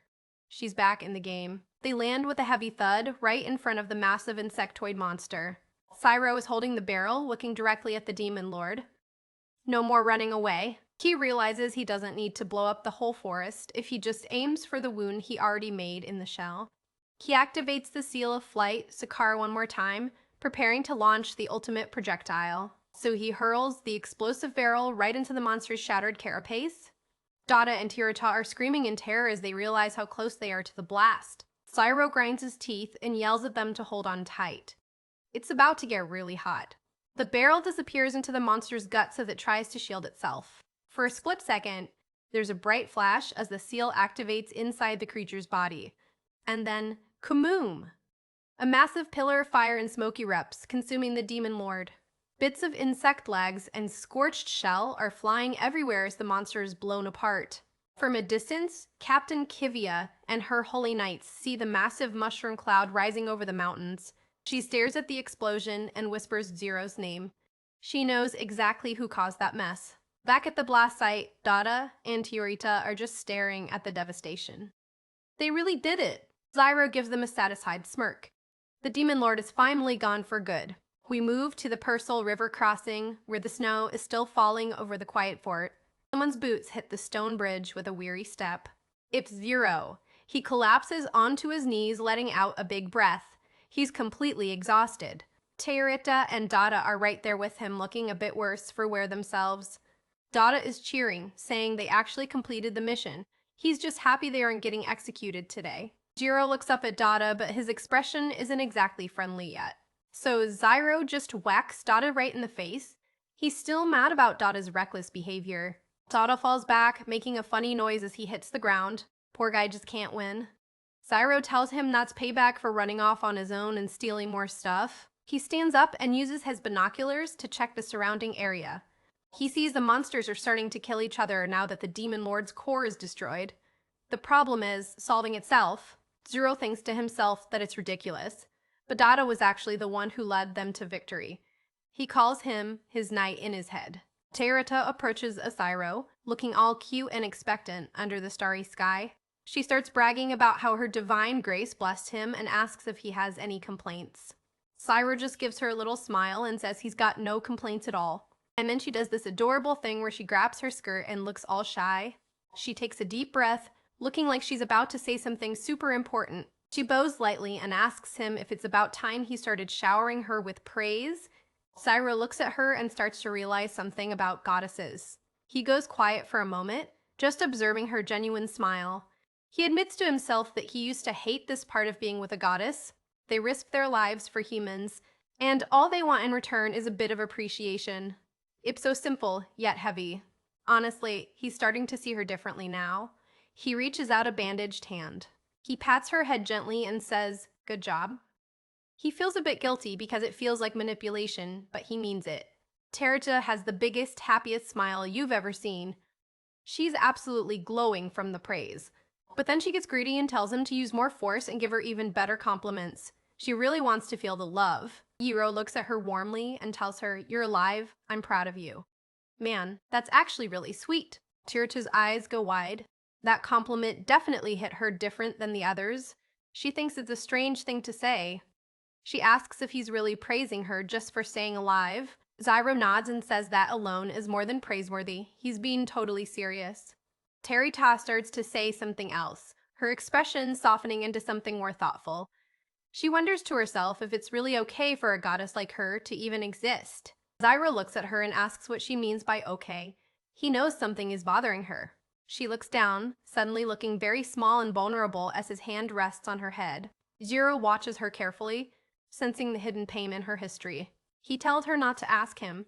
He thinks that's something she needs to decide for herself. She whispers, I see. Her mood has completely shifted now.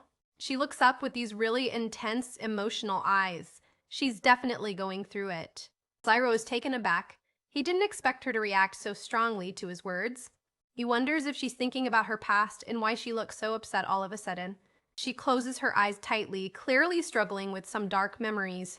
She clenches her hands into her skirt, trying to pull herself back together. But then, she snaps right back. She gets this huge grin and says that if she survived, it means she's even greater than she thought. Joro is totally shocked by how fast she changed her mood. It's like emotional whiplash.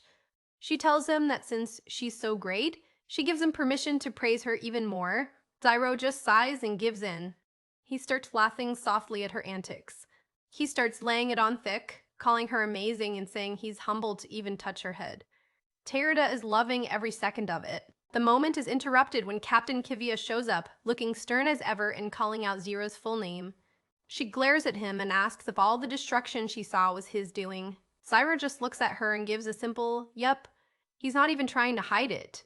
Kivia is fuming. She asks him if he expects her to just accept everything that's happened. Zyro looks away. He understands exactly why she's so angry with him. He realizes that under normal circumstances, Kivia was probably the one supposed to form a pact with Torata. Kivia accuses him of stealing the goddess and then stealing the Scorched Terrain seal to kill the demon lord without authority. Tirita is confused, wondering what Kivia means by saying Zyro stole her.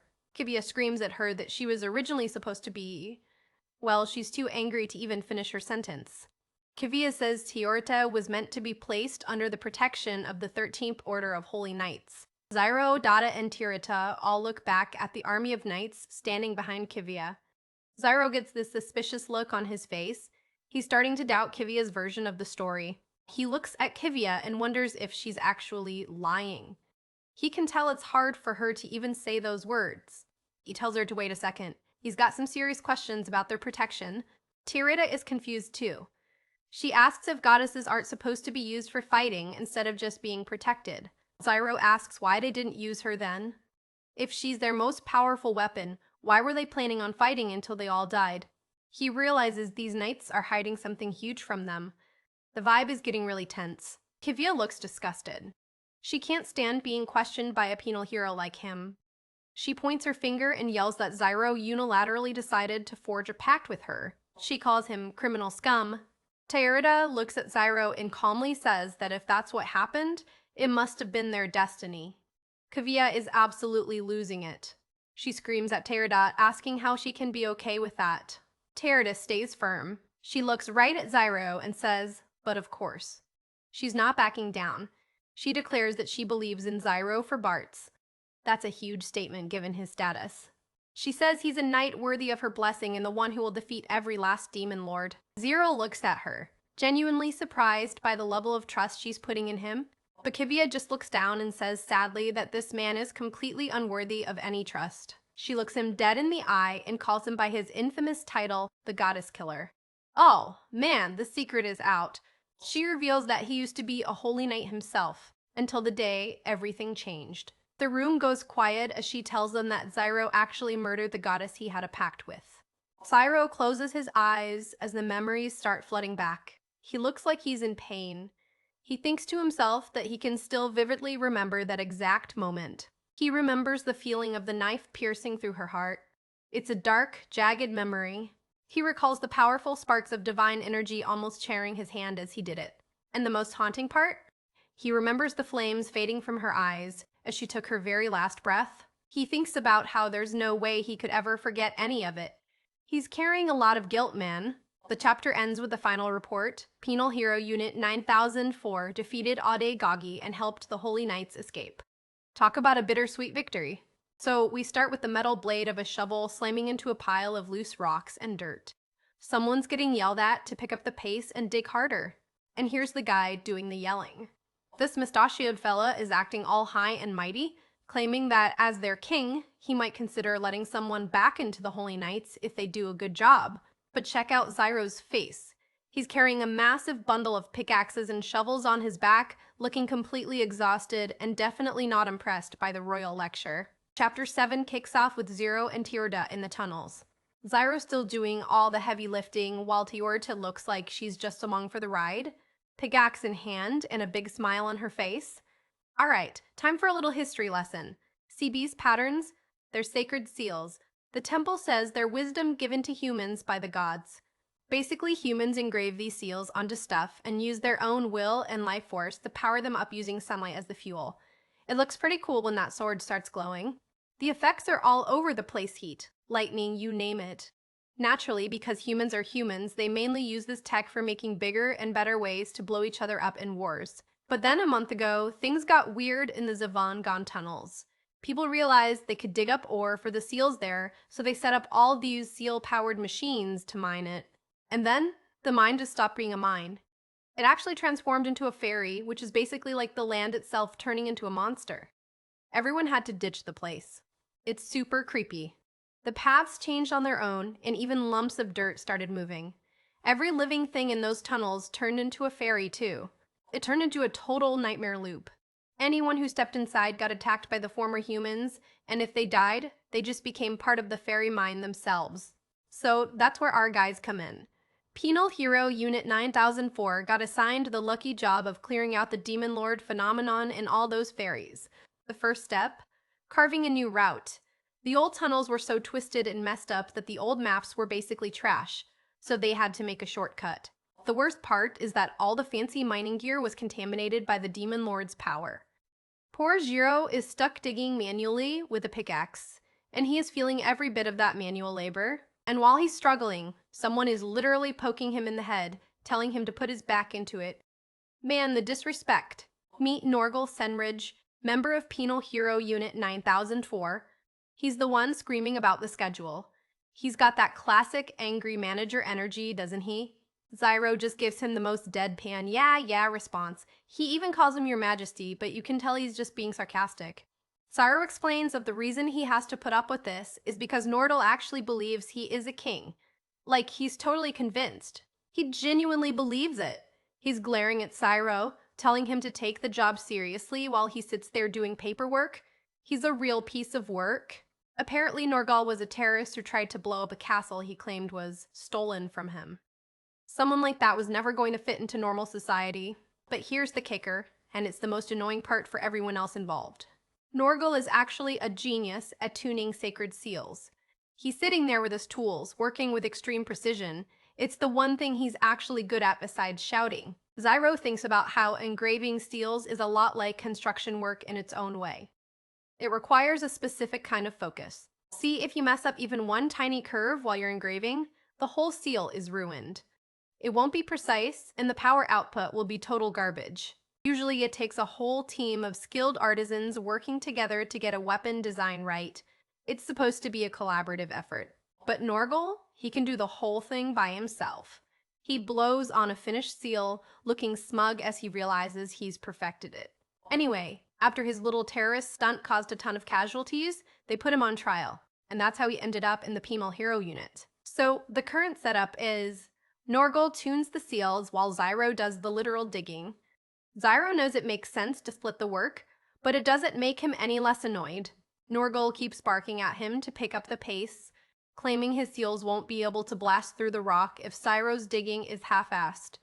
Zyro snaps back that they've been digging almost non-stop since yesterday.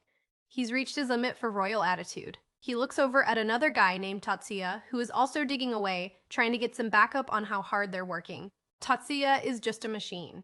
He's hunched over, repeatedly slamming his shovel into the dirt without saying a single word. This is Tatsuya, another member of Unit 9004. He looks pretty rough under that hat, with wide, glassy eyes and bandages all over his face. Zyro looks at him and remembers that nobody even knows Tatsua's real name.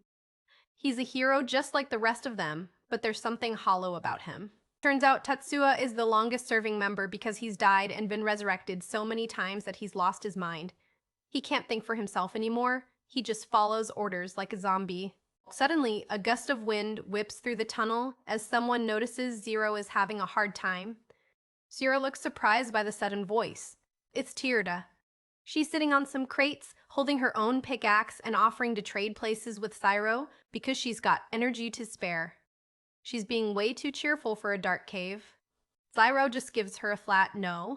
He tells her that if she's that bored, she should go take a nap instead of bothering him. Tierda gets all pouty. She thinks Zyro should rely on his goddess more, especially since she hasn't done anything yet to earn her praise. She's obsessed with being told she's doing a good job. Zyro keeps his head down and tells her he'll give her all the praise she wants as long as she just stays put and keeps sitting there. In his head, Zyro is being tactical. They're in a dangerous zone and could be attacked any second. He needs Terita to save her goddess powers for when things actually get hairy. But she doesn't get the tactical part. She's just shocked and frustrated that she isn't getting to prove how great she is right now. Norgol jumps in to suck up to her, of course.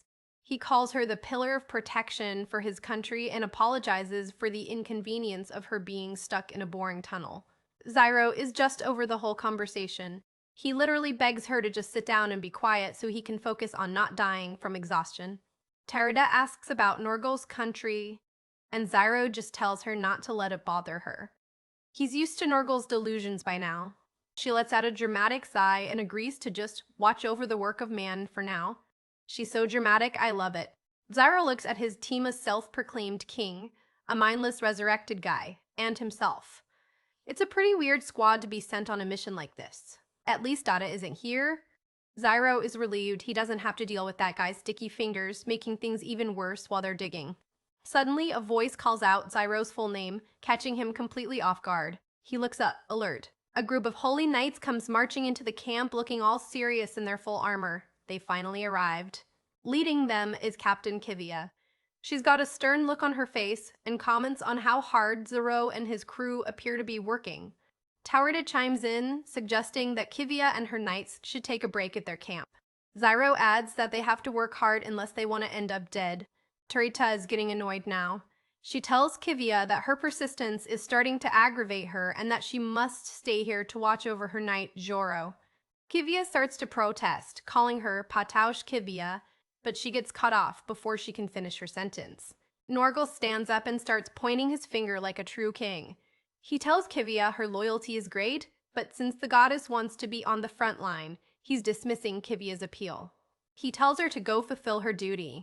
Kivia is just standing there with her mouth hanging open. She's totally stunned by this random guy acting like he's her boss. She looks at Relio, wondering if Norgol has brain damage or something from a resurrection. Zyro just tells her to nod and agree, saying Norgol has always been like this.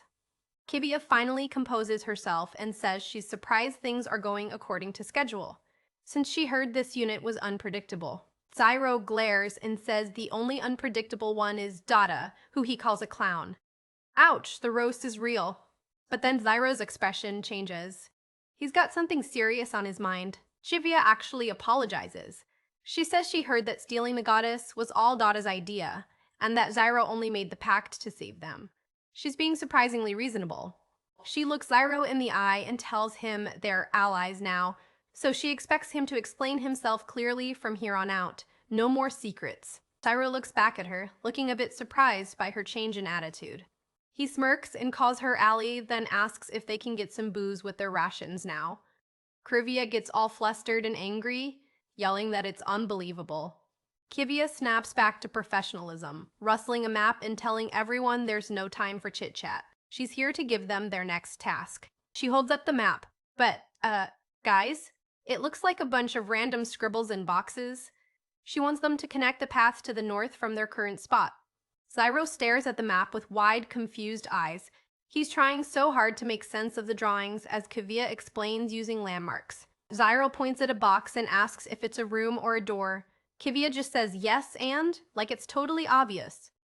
It is definitely not obvious, Kivia. Zyro points to a weird shape in the corner and asks what that dog is. Kivia tells him it's a mining cart. I mean, if you squint, maybe? Zyro turns to Tiarita and King Norgal to see what they think of this masterpiece of a map. Nordal is stroking his chin, pretending to be an expert. He thinks it's an abstract painting by some classical artist. Torda is just as lost, wondering if it's a cave painting. Zero thinks one part looks like a person buried in a wall screaming in agony. Norval thinks it looks like a horse being eaten by a snake. Kivia is in the background, literally trembling with rage. She finally bursts. She's not asking for an art critique. She screams that it's clearly the frontline base they plan on setting up. She's totally losing it. Zyro just deadpans that the scribbles make no sense. Kivia looks like she's about to explode from the insult to her drawing skills. The other knights have to literally drag Kivia away while she's still yelling. They're begging her not to listen to the nonsense the penal heroes are spewing. Norgal turns to Zyro and tells him he should learn from Tetsuya less talking, more working. Zyro just looks at him with the most "are you kidding me" expression. Zyro gets back to work, but he's thinking. It's not the hard work that's bothering him, it's something else about this whole mission. There's something weird about how they're handling the tunnel itself. It's got Zero feeling really on edge, like they're missing something huge. He thinks about it. If the mine turned into a ferry and was abandoned, why didn't they just leave it alone? Ferries usually stay put once the land transforms into a dungeon.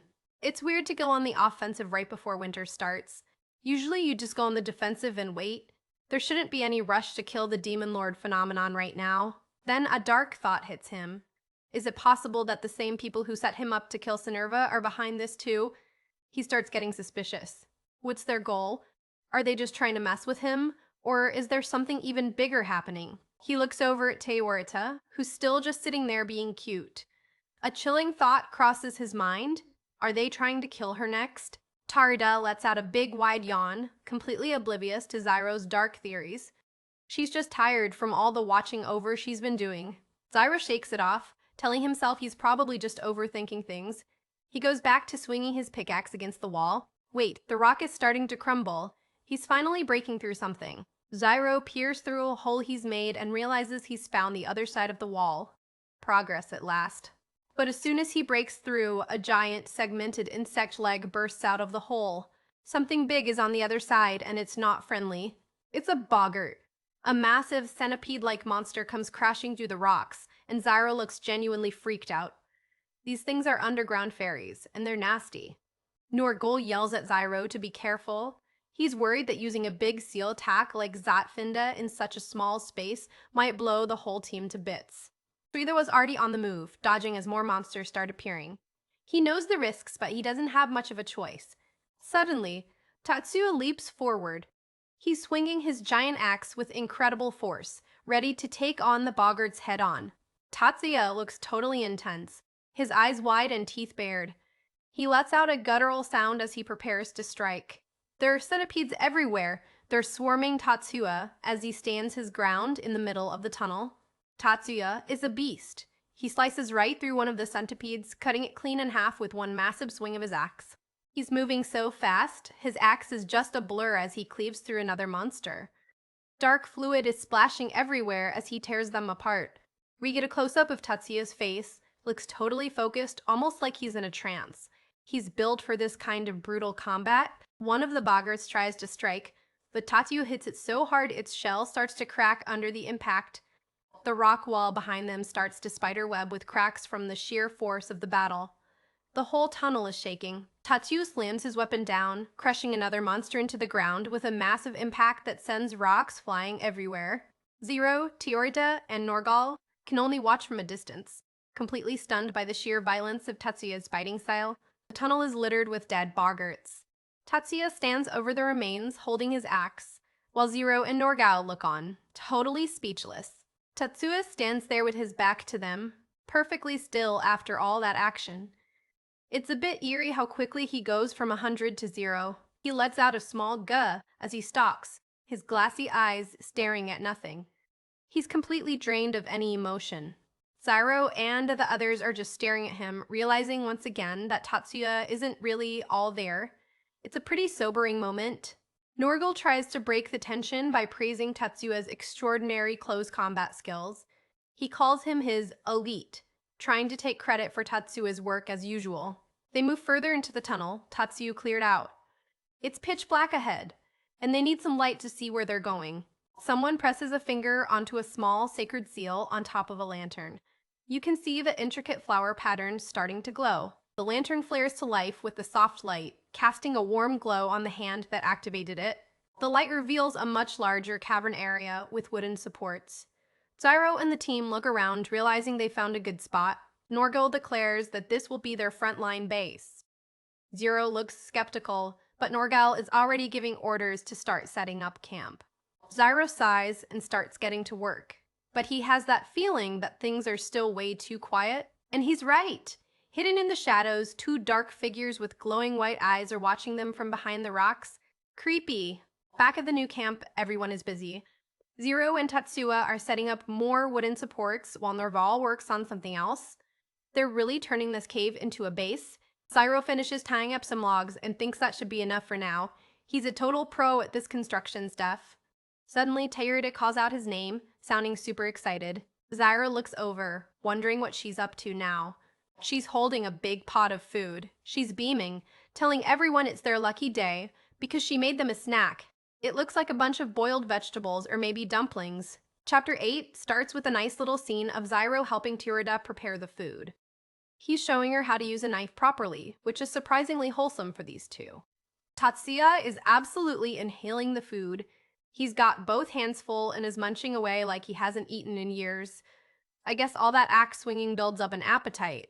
Teyuta looks over at Zyro with big, hopeful eyes and asks him what he thinks. Zyro, mouth half full, just gives her a casual, "Yeah, it's good." She looks so happy about the tiny bit of praise. Norgal is shouting again, of course.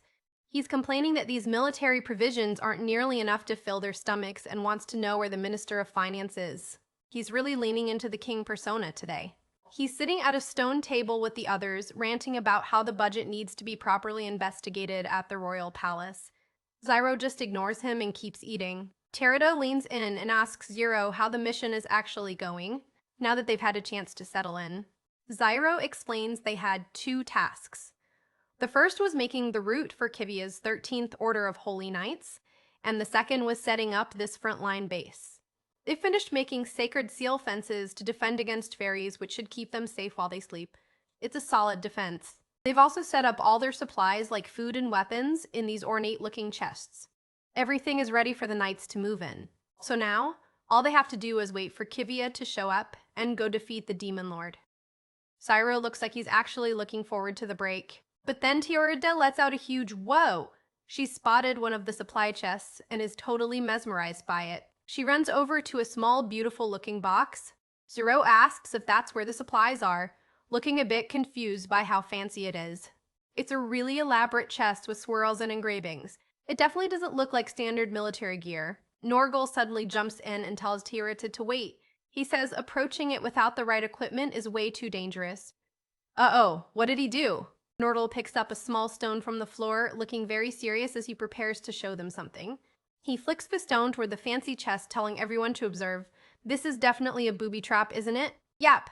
As soon as the stone hits, multiple spears burst out of the ground in front of the chest, and a huge blast of flame erupts from the keyhole. It's like a defensive fireworks show. Teyuta's eyes are practically popping out of her head. She's completely terrified by the sudden explosion and the sharp metal poles everywhere. Norgal is super proud of himself. He claims it's one of his greatest works. Any creature that gets close will be skewered and then melted by flames that can liquefy a rock. Zero is just shouting, "What the hell?" Norgal presents his invention with a grand flourish, calling it Zolan Volkov, which apparently means the judge of fools. He's so extra! Zyro is losing his mind. He asks Norgal why on earth he would booby-trap the actual supplies that they're supposed to use. Norgal argues that a good supply crate needs to be sturdy with strong defenses so fairies don't destroy them. We see a little drawing of a monster centipede getting frustrated by the chest. Lyro asks the most important question, and how do you disarm it? Norgal just smiles and says he's glad he asked. He pulls out 3 keys and starts explaining a ridiculously complicated process that involves hidden switches in a specific order. He looks like he's having the time of his life, but it's a total disaster waiting to happen. Zyro has heard enough. He tells Tatsuya to grab Norgal so he can take the keys away and put an end to this madness.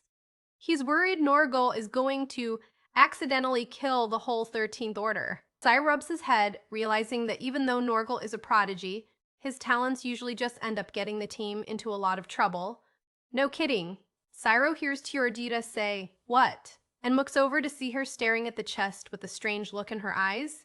She's actually impressed. She calls it incredible technology and says with her blessing and Zyro's men, nothing can stop them. She's way too easily impressed by dangerous booby traps. She gets right in Zyro's space, looking super hyped up. Zyro just looks back at her with a blank stare, wondering what she's going to suggest next. She asks why they should leave the rest of the mission to Kivia when they could just go defeat the Demon Lord themselves right now. She's feeling very confident all of a sudden. Zyro just turns his head away and gives her another flat no. He's not having it. Teordita follows him as he walks away, arguing that as a goddess, she needs to produce results and show off her authority. She's worried it'll be a violation of their orders if they just sit around. Zyro stops and turns to her, asking why she decided to stick with them then. He points out she can still use her powers even if he isn't right next to her, so why bother hanging out with a criminal unit? Teordita stops in her tracks, looking surprised by the question. She doesn't have a quick answer for that one. She gets angry instead, glaring at him and asking what that's supposed to mean. Is she useless to him? She's definitely taking it personally. Zyro clarifies that's not what he meant and says he's genuinely grateful she came with them. Teordita just asks, right? Still looking a bit suspicious. Teordita tells Zyro that she's noticed he takes a haughty attitude toward them from time to time. She's not happy about being treated like a kid. Zyro doesn't say anything, but his expression is serious. He's got some deep thoughts going on in that spiky-haired head of his. In his head, Uro admits that he feels sick to his stomach whenever he looks at Teordita. But not because she herself is gross. It's because of whoever created her. He thinks about how goddesses are essentially born just to be praised by humans. We see Teordita struggling to carry a giant log, and it's actually kind of sad when you think about it that way. Some people believe they should respect that desire of goddesses to be helpful. Teordita looks on as Zyro carries a heavy crate. She clearly wants to be useful. But Zyro remembers the previous goddess he served. She told him she'd even be willing to die for mankind. The self-sacrificing nature of these beings is what really bugs him. Teordita calls out, "My knight," which snaps Zyro out of his deep thoughts. She tells him she won't be satisfied until he admits that she, Teordita, is the greatest of all goddesses. She says she'd do anything for that. She even adds, "even if it cost me my life," with a huge, bright smile on her face. It's that exact self-sacrificing attitude that Zyro was just thinking about. Zyro's face is hidden in the shadows as he says her name. You can tell he's feeling really conflicted about her. He thinks about how incredibly guilty he feels using these self-sacrificing goddesses for his own missions. He's cut off mid-thought by Norgal calling his name. Norgal is dashing over to a lantern on a crate looking very urgent. Something is definitely happening. He shouts that Kivia is sending them a distress signal. The lantern is glowing in a specific way that signals trouble. The message says they're being attacked and need backup immediately. The whole team gathers around, realizing the knights are in over their heads. The message adds a chilling detail. They're being attacked by fairies that were once human. That's never a good sign. Zyro and Nergal share a serious look. They both know this is bad. The king persona has finally been dropped for a moment of genuine concern. Tatsuya is growling, his teeth bared. He's ready to go. Even without orders, he knows a fight is coming. Zyro admits he's already exhausted, but they can't just leave the knights to die. Norgal nods in agreement. They're all on the same page for once. The whole crew starts sprinting through the tunnels. Zyro yells, "Let's do this." And Teordita is right there with them, looking more determined than ever. We cut to the knights. One of them is getting slammed into the ground by a powerful blow. It's total chaos. The knights are surrounded. There are at least 100 knockers, those humanoid fairies, and the soldiers are struggling to hold them back much longer. A close-up of a knocker's hand, it's got long, sharp claws and looks like it could rip through armor easily. One knight is screaming as a knocker leaps right at him. These things are fast and terrifying. Captain Kivia is right in the thick of it. We see a close-up of her eye under her helmet, looking intense as she realizes how bad the situation is. Kivia is fighting back. She's got her sword out and is taking on multiple knockers at once, but she's being pushed back against the wall. She manages to land a slash on one of the monsters, dark fluid spraying as she cuts through it. She's a skilled fighter, but there are just too many of them. Kivia screams at her troops to remain calm and not to give up. She's doing her best to lead, but things are looking pretty grim for the 13th Order. Suddenly, an axe comes flying in. Tatsuya has arrived, and he immediately cleaves a knocker in two. He's not wasting any time. Zyro smirks as he arrives with the others, telling Kivia it looks like she's having a rough time. He always has to get a little dig in, doesn't he? Kivia looks relieved, but still yells at Zyro that he took his sweet time getting there. They've got a real rivalry going on. Tayarita leaps into the air, calling out, "My knight!" She's ready to show off her goddess duty and save everyone. She looks super pumped. Zyro turns toward Kivia and tells her to give the order. He's ready to use his sacred seals and really clear the room. Kivia gives a small smile. She's glad to see her reinforcements, even if they are a bunch of criminals. Zyro gives the tactical command for everyone to go around and attack from the opposite side. He's taking charge of the battlefield. The knockers are screeching and snarling as they prepare to take on the newcomers. They don't look intimidated at all. Tatsuya lets out a huge BW aha as he charges forward, his axe raised high. He's going full berserker mode. Tatsuya delivers a massive whack to a knocker's head. The impact is so hard it probably shattered the monster's skull. He doesn't stop there, he follows up with a slash that cuts through another monster's neck. He is just a whirlwind of destruction right now. Tatsuya leaps into the air for his next strike, looking like a total force of nature. The knockers don't stand a chance against him. Zyro looks at the scene and smirks. He thinks about how Norgal's sacred seal tuning is the reason Tatsuya can slice through the monster's mineral-like skin so easily. Tayarita grabs onto Zyro's shoulder, looking eager, and asks for her orders. She's finally ready to earn that praise she won so much. Zyro tells her he only needs one sword for now and that she should hold back. He doesn't want her overusing her power yet. Tayarita is absolutely shocked. "That's it," she screams. She was expecting to do something way more epic and flashy. She reluctantly agrees, looking super disappointed as she says, "Very well." Poor girl just wants to be a hero. She summons a single ornate sword into her hand. Even her small efforts look pretty impressive with all that glowing energy around her. Zyro launches the sword forward. It flies through the air right toward a cluster of knockers that were about to swarm the knights. A massive boom. The sword explodes on impact, creating a huge cloud of smoke and fire that wipes out a whole group of monsters at once. Kivia seizes the moment and shouts for her knights to counterattack while the monsters are disoriented by the blast. The knights are all fired up now, ready to finish off the remaining knockers and take back the tunnel. The knights let out a roar as they charge forward with their swords raised. They're finally making some real progress thanks to the backup. One knight lands a clean slash on a knocker, looking much more confident than he was just a few minutes ago. The soldiers are working together now, using their shields and spears to keep the monsters at bay and finish them off one by one. Tayarita is watching them with a wide-eyed whoa. She looks genuinely impressed by the knights' teamwork. Zyro just looks on with a smug little grin. The knights are using a defensive seal compound that's specifically designed for surprise attacks on goddesses.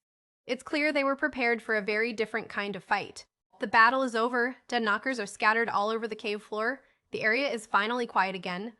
Kivia walks over to Zyro, her armor scuffed up from the fight.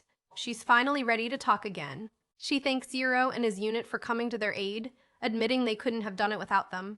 It's a pretty big admission from a Holy Knight captain.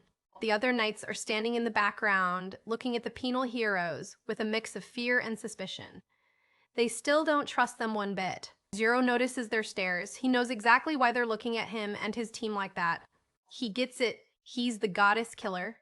Norgal's a terrorist, and Tatsuya fights like a wild beast. It's totally natural for the proper soldiers to be afraid of them, but then he notices something else that catches his eye. He gives a sideways glance toward the ground.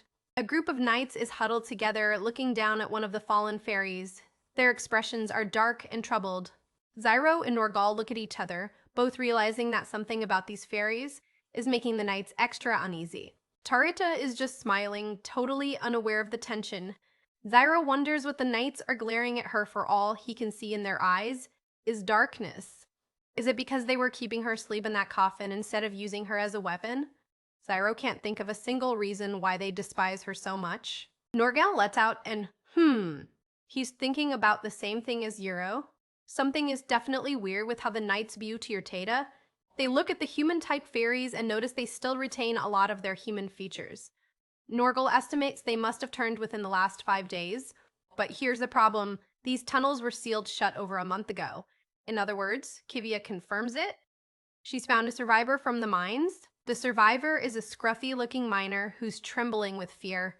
He's covered in dirt and looks like he's been through hell. He tells them there are a few dozen others who worked in the mines but didn't manage to escape in time and are still in hiding. Zero and Norgal look completely shocked. Zyro yells that he thought everyone was evacuated, but Kivia says the reports lied. Now she has to figure out how to deal with all these trapped people. Zyro lets out a frustrated "Tets." This is exactly the kind of complication he didn't want to deal with. He whispers that they don't have the time or resources for a rescue mission. Are they really supposed to save everyone before they even fight the Demon Lord? Kivia says the people in power would never allow it. They'd just order her to abandon the miners and carry out the mission as planned. She looks really torn about it. Zyra realizes that if the Holy Knights suffered casualties trying to save miners, it wouldn't make sense to the higher-ups. They'll just have to deal with it after the Demon Lord is dead. Suddenly, Norgal steps forward and starts shouting. He declares that these are his loyal subjects, who toiled in the mine for the sake of his kingdom. He throws his arm up and yells that they must be saved at all costs, and that it's time for action. He's going full heroic king mode again. Zyro and Tivia both look at him with the most wide-eyed, shocked expressions. They were definitely not expecting Norgal to be the one demanding a rescue mission. So Norgal is standing there in the mine, surrounded by his loyal subjects and the Holy Knights, giving this big speech about his kingdom. He gets super pumped up, pounding his chest and shouting that it's time for some serious action to save his people. Chapter 9 kicks off with Norgal sitting on a fancy throne like he's actual royalty, even though he's technically a criminal. The Holy Knights are all sweating and whispering to each other, looking totally confused by what's going on. Zyro just hangs his head and sighs. He's clearly used to Norgal's dramatic delusions by now. One of the miners is practically sobbing, begging Norgal to save his friends who are still stuck deeper in the tunnels. Norgal gives a big toothy grin and tells him not to worry, because they're heading out right this second, but Kivia steps in and shuts that down immediately. She says she can't give permission because the mission is the priority. The miner is desperate now, shouting that his friends are literally dying while they stand around talking. Norgal snaps back at her, declaring that he's the king and his orders are the only ones that matter. Kivia looks absolutely stunned. She can't believe a penal hero is talking to her like this. She turns her gaze to Extro and asks him what he thinks about all this. She's worried about the risk of deviating from the plan to save the survivors first. Zyra looks her dead in the eye and asks if she's suggesting they just ignore orders entirely. Kivia looks torn, reminding him that as a holy knight, she's supposed to protect people's lives. Zyra stays calm and apologizes for the interruption. Suddenly, this priest dude walks up and says they don't even need to ask Zyro's opinion. Norgal is instantly offended, demanding to know who this new guy is and why he's talking. The guy reveals he's a priest, sent by the temple, specifically to tune the sacred seals for the squad. Norgal is fuming, saying it's unforgivable to abandon the people in the mine. He screams that ignoring his royal decree is straight-up treason.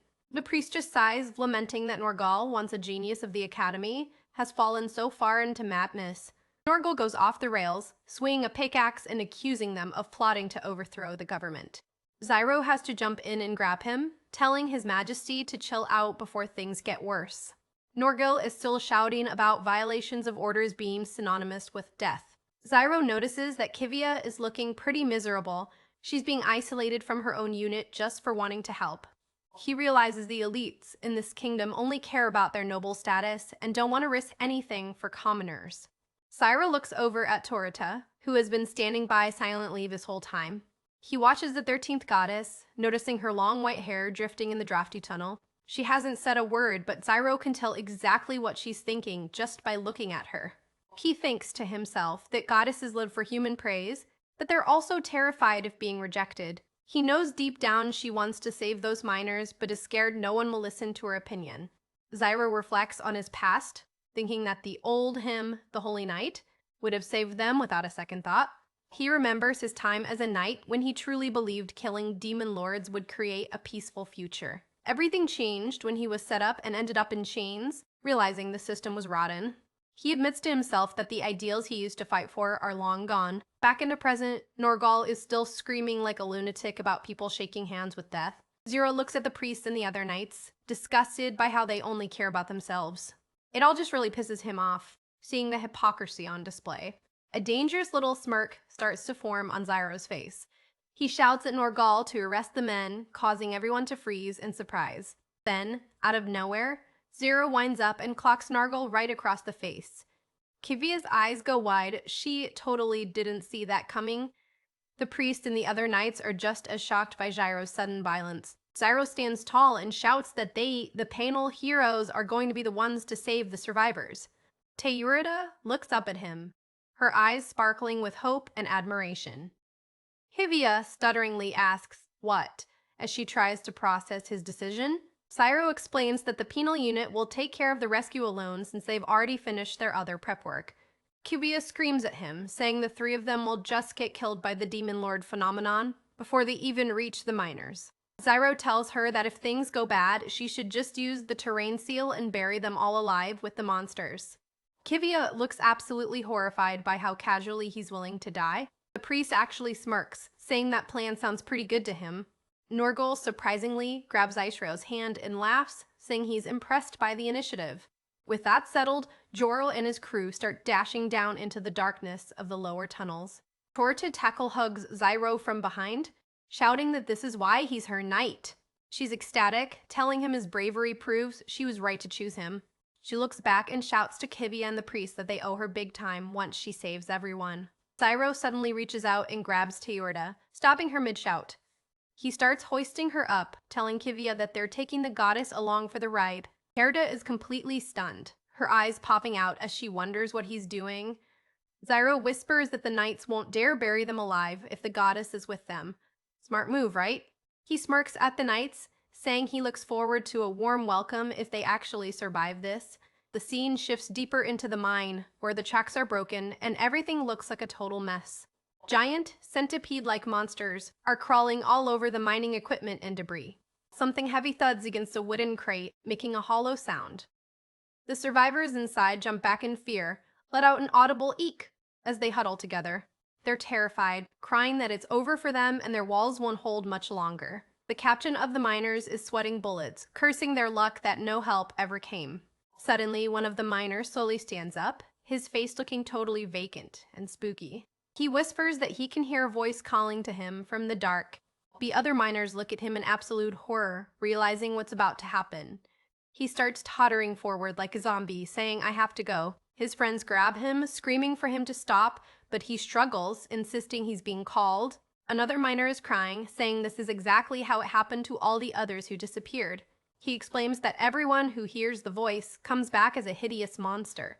Suddenly, a loud crack echoes through the tunnel, making everyone freeze in terror. The miners stare at the ceiling, paralyzed with fear as the sounds of breaking wood continue. The wooden barricades they built start to snap and buckle under immense pressure from outside. They all look toward the breach, expecting the worst as shadows loom over them. But wait, it's not a monster, it's Zyro breaking through the rubble to find them. The miners are completely stunned, staring at him with wide, teary eyes. They ask if he's with the Holy Knights, and Zyro tells them they were sent to save them.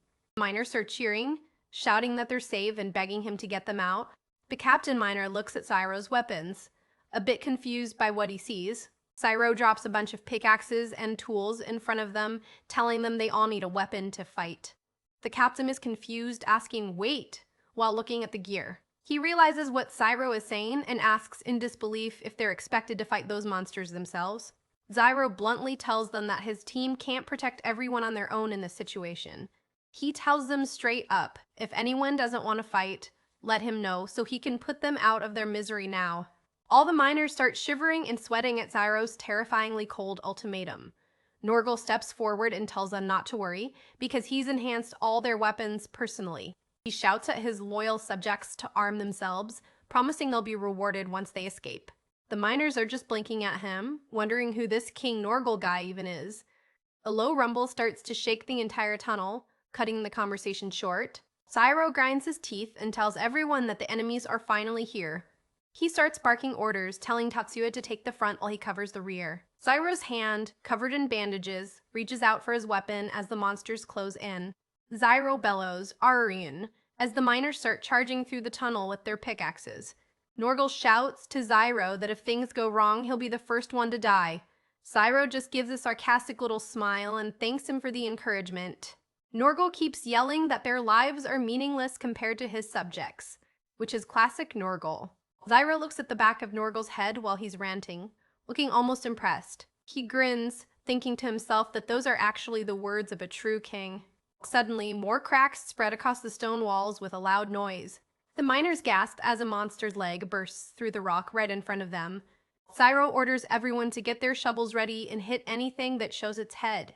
He narrows his eyes, ready for the impact as the creatures emerge. The miners actually do it.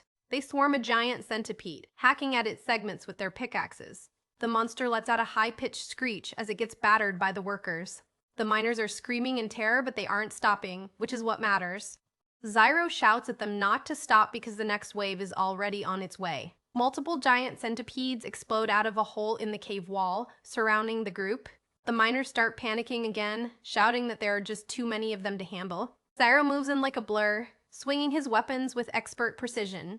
He starts driving his daggers deep into the thick shells of the centipedes, spraying black blood everywhere. A massive explosion of black smoke and debris fills the tunnel as Zyro's seals trigger.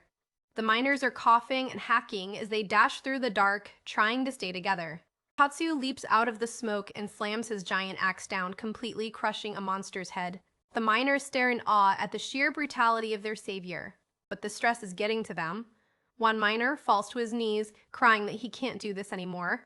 Zyro turns and screams, "Get up!" with terrifying intensity.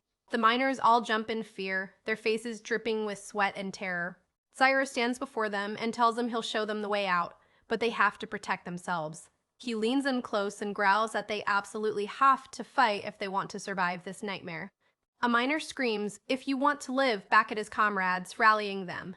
The miners look at each other, their fear turning into a grim, desperate determination. They all grip their tools tightly, ready to face the horde again. Meanwhile, Kivia and her holy knights are marching through a different, web-filled tunnel. One knight asks if the miners will be okay after that loud noise, but another tells him to shut up and focus on the demon lord. Kivia smiles to herself, saying they have the devil's luck and will probably pull it off. She gets a serious look as she considers the danger they're all in. She looks up, silently asking if Goddess Torta is doing her part. Chapter 10 begins with a badass shot of Zyro crouched on the ground, dagger ready, surrounded by monster blood.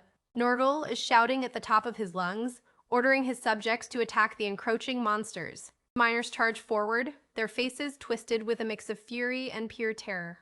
They clash with the centipedes, pickaxes swinging wildly as they try to push them back. A centipede lunges forward with its mandibles wide open, about to bite a worker.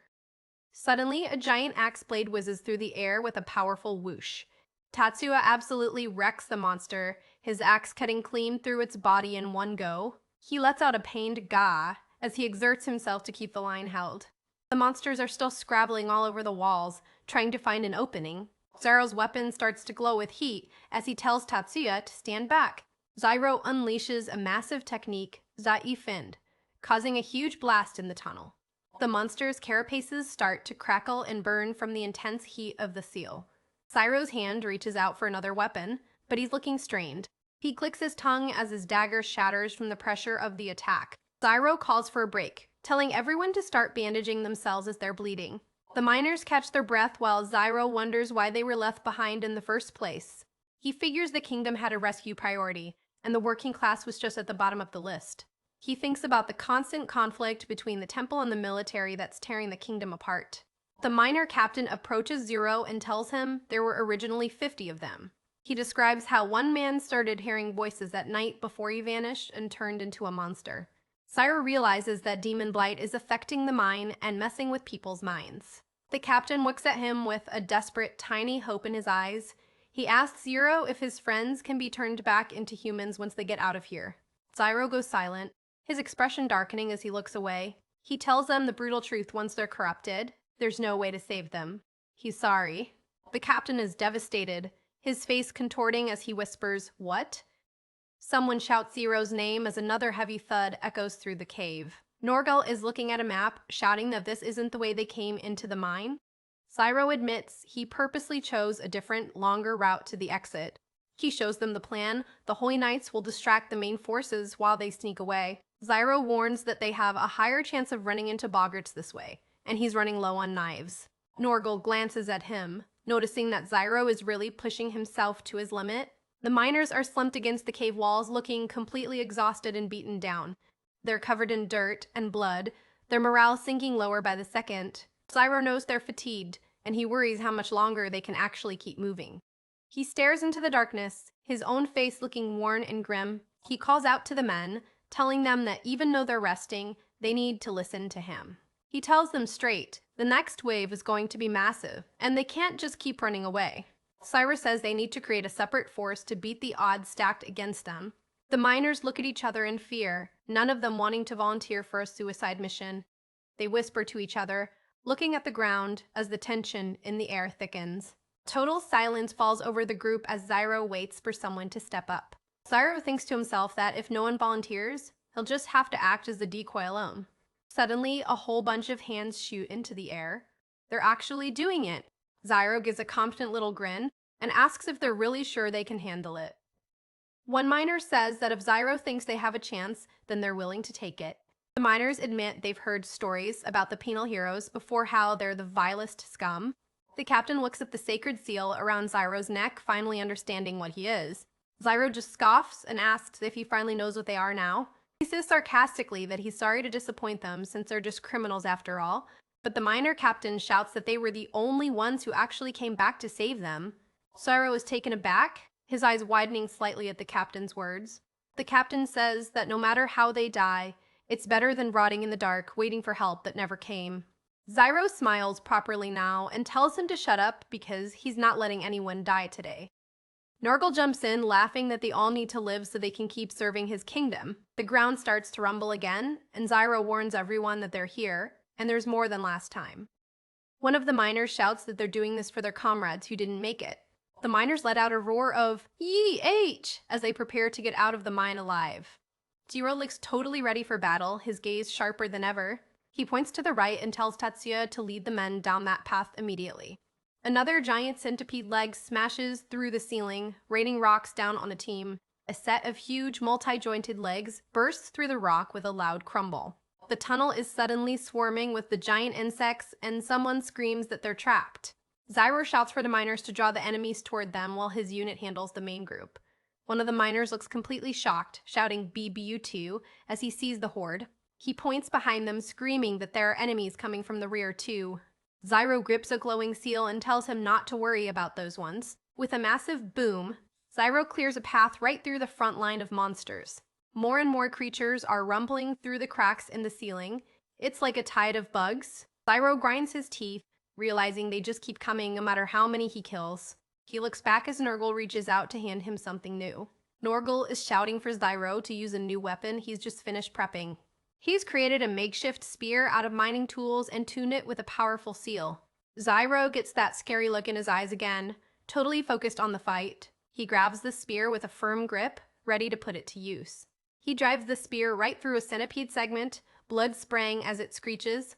A miner slams his pickaxe into a monster's leg with a loud slink against the shell. The monster collapses with a heavy thud as the miner manages to trip it up. Norgal is screaming orders, telling the men to fall back and lure the enemy closer to them. The miners are clenching their teeth, doing their best to stay brave despite the horror. They shout that they're putting all their faith in Zyro and his team as the monsters scuttle toward them. Zyro is holding the line, watching as the centipedes charge the group of miners. Norgal bellows men to keep his workers focused on the defensive maneuver. The miners stand shoulder to shoulder, sweating and terrified but not backing down. They all grip their tools until their knuckles turn white, waiting for the impact. The two groups clash. It's a chaotic mess of pickaxes and giant insect legs. One monster gets whacked and goes flying into the cave wall with a crunch. More of the creatures are scuttling through the gaps, trying to get around them. Zyro is stabbing wildly with his spear, shouting "Attack!" as he tries to hold the breach. Tatsuya lets out a guttural roar as he holds back a group of monsters single-handedly. The miners behind him look on in shock, unable to believe someone can fight like that. Suddenly, all the monsters just freeze. They stop moving entirely and start twitching. Zyro senses it immediately, his face turning pale as he realizes something big is coming. A series of heavy, rhythmic thuds start echoing through the tunnel, making the pebbles on the ground dance. A miner gets snatched up and lets out a horrific scream as he's dragged into the dark.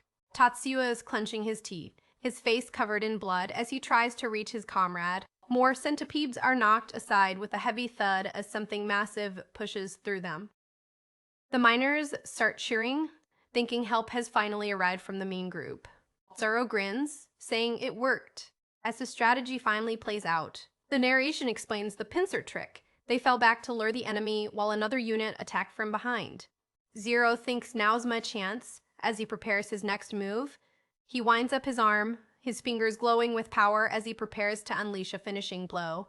He screams, "In hell!" as another massive blast rocks the cavern, obliterating a group of monsters.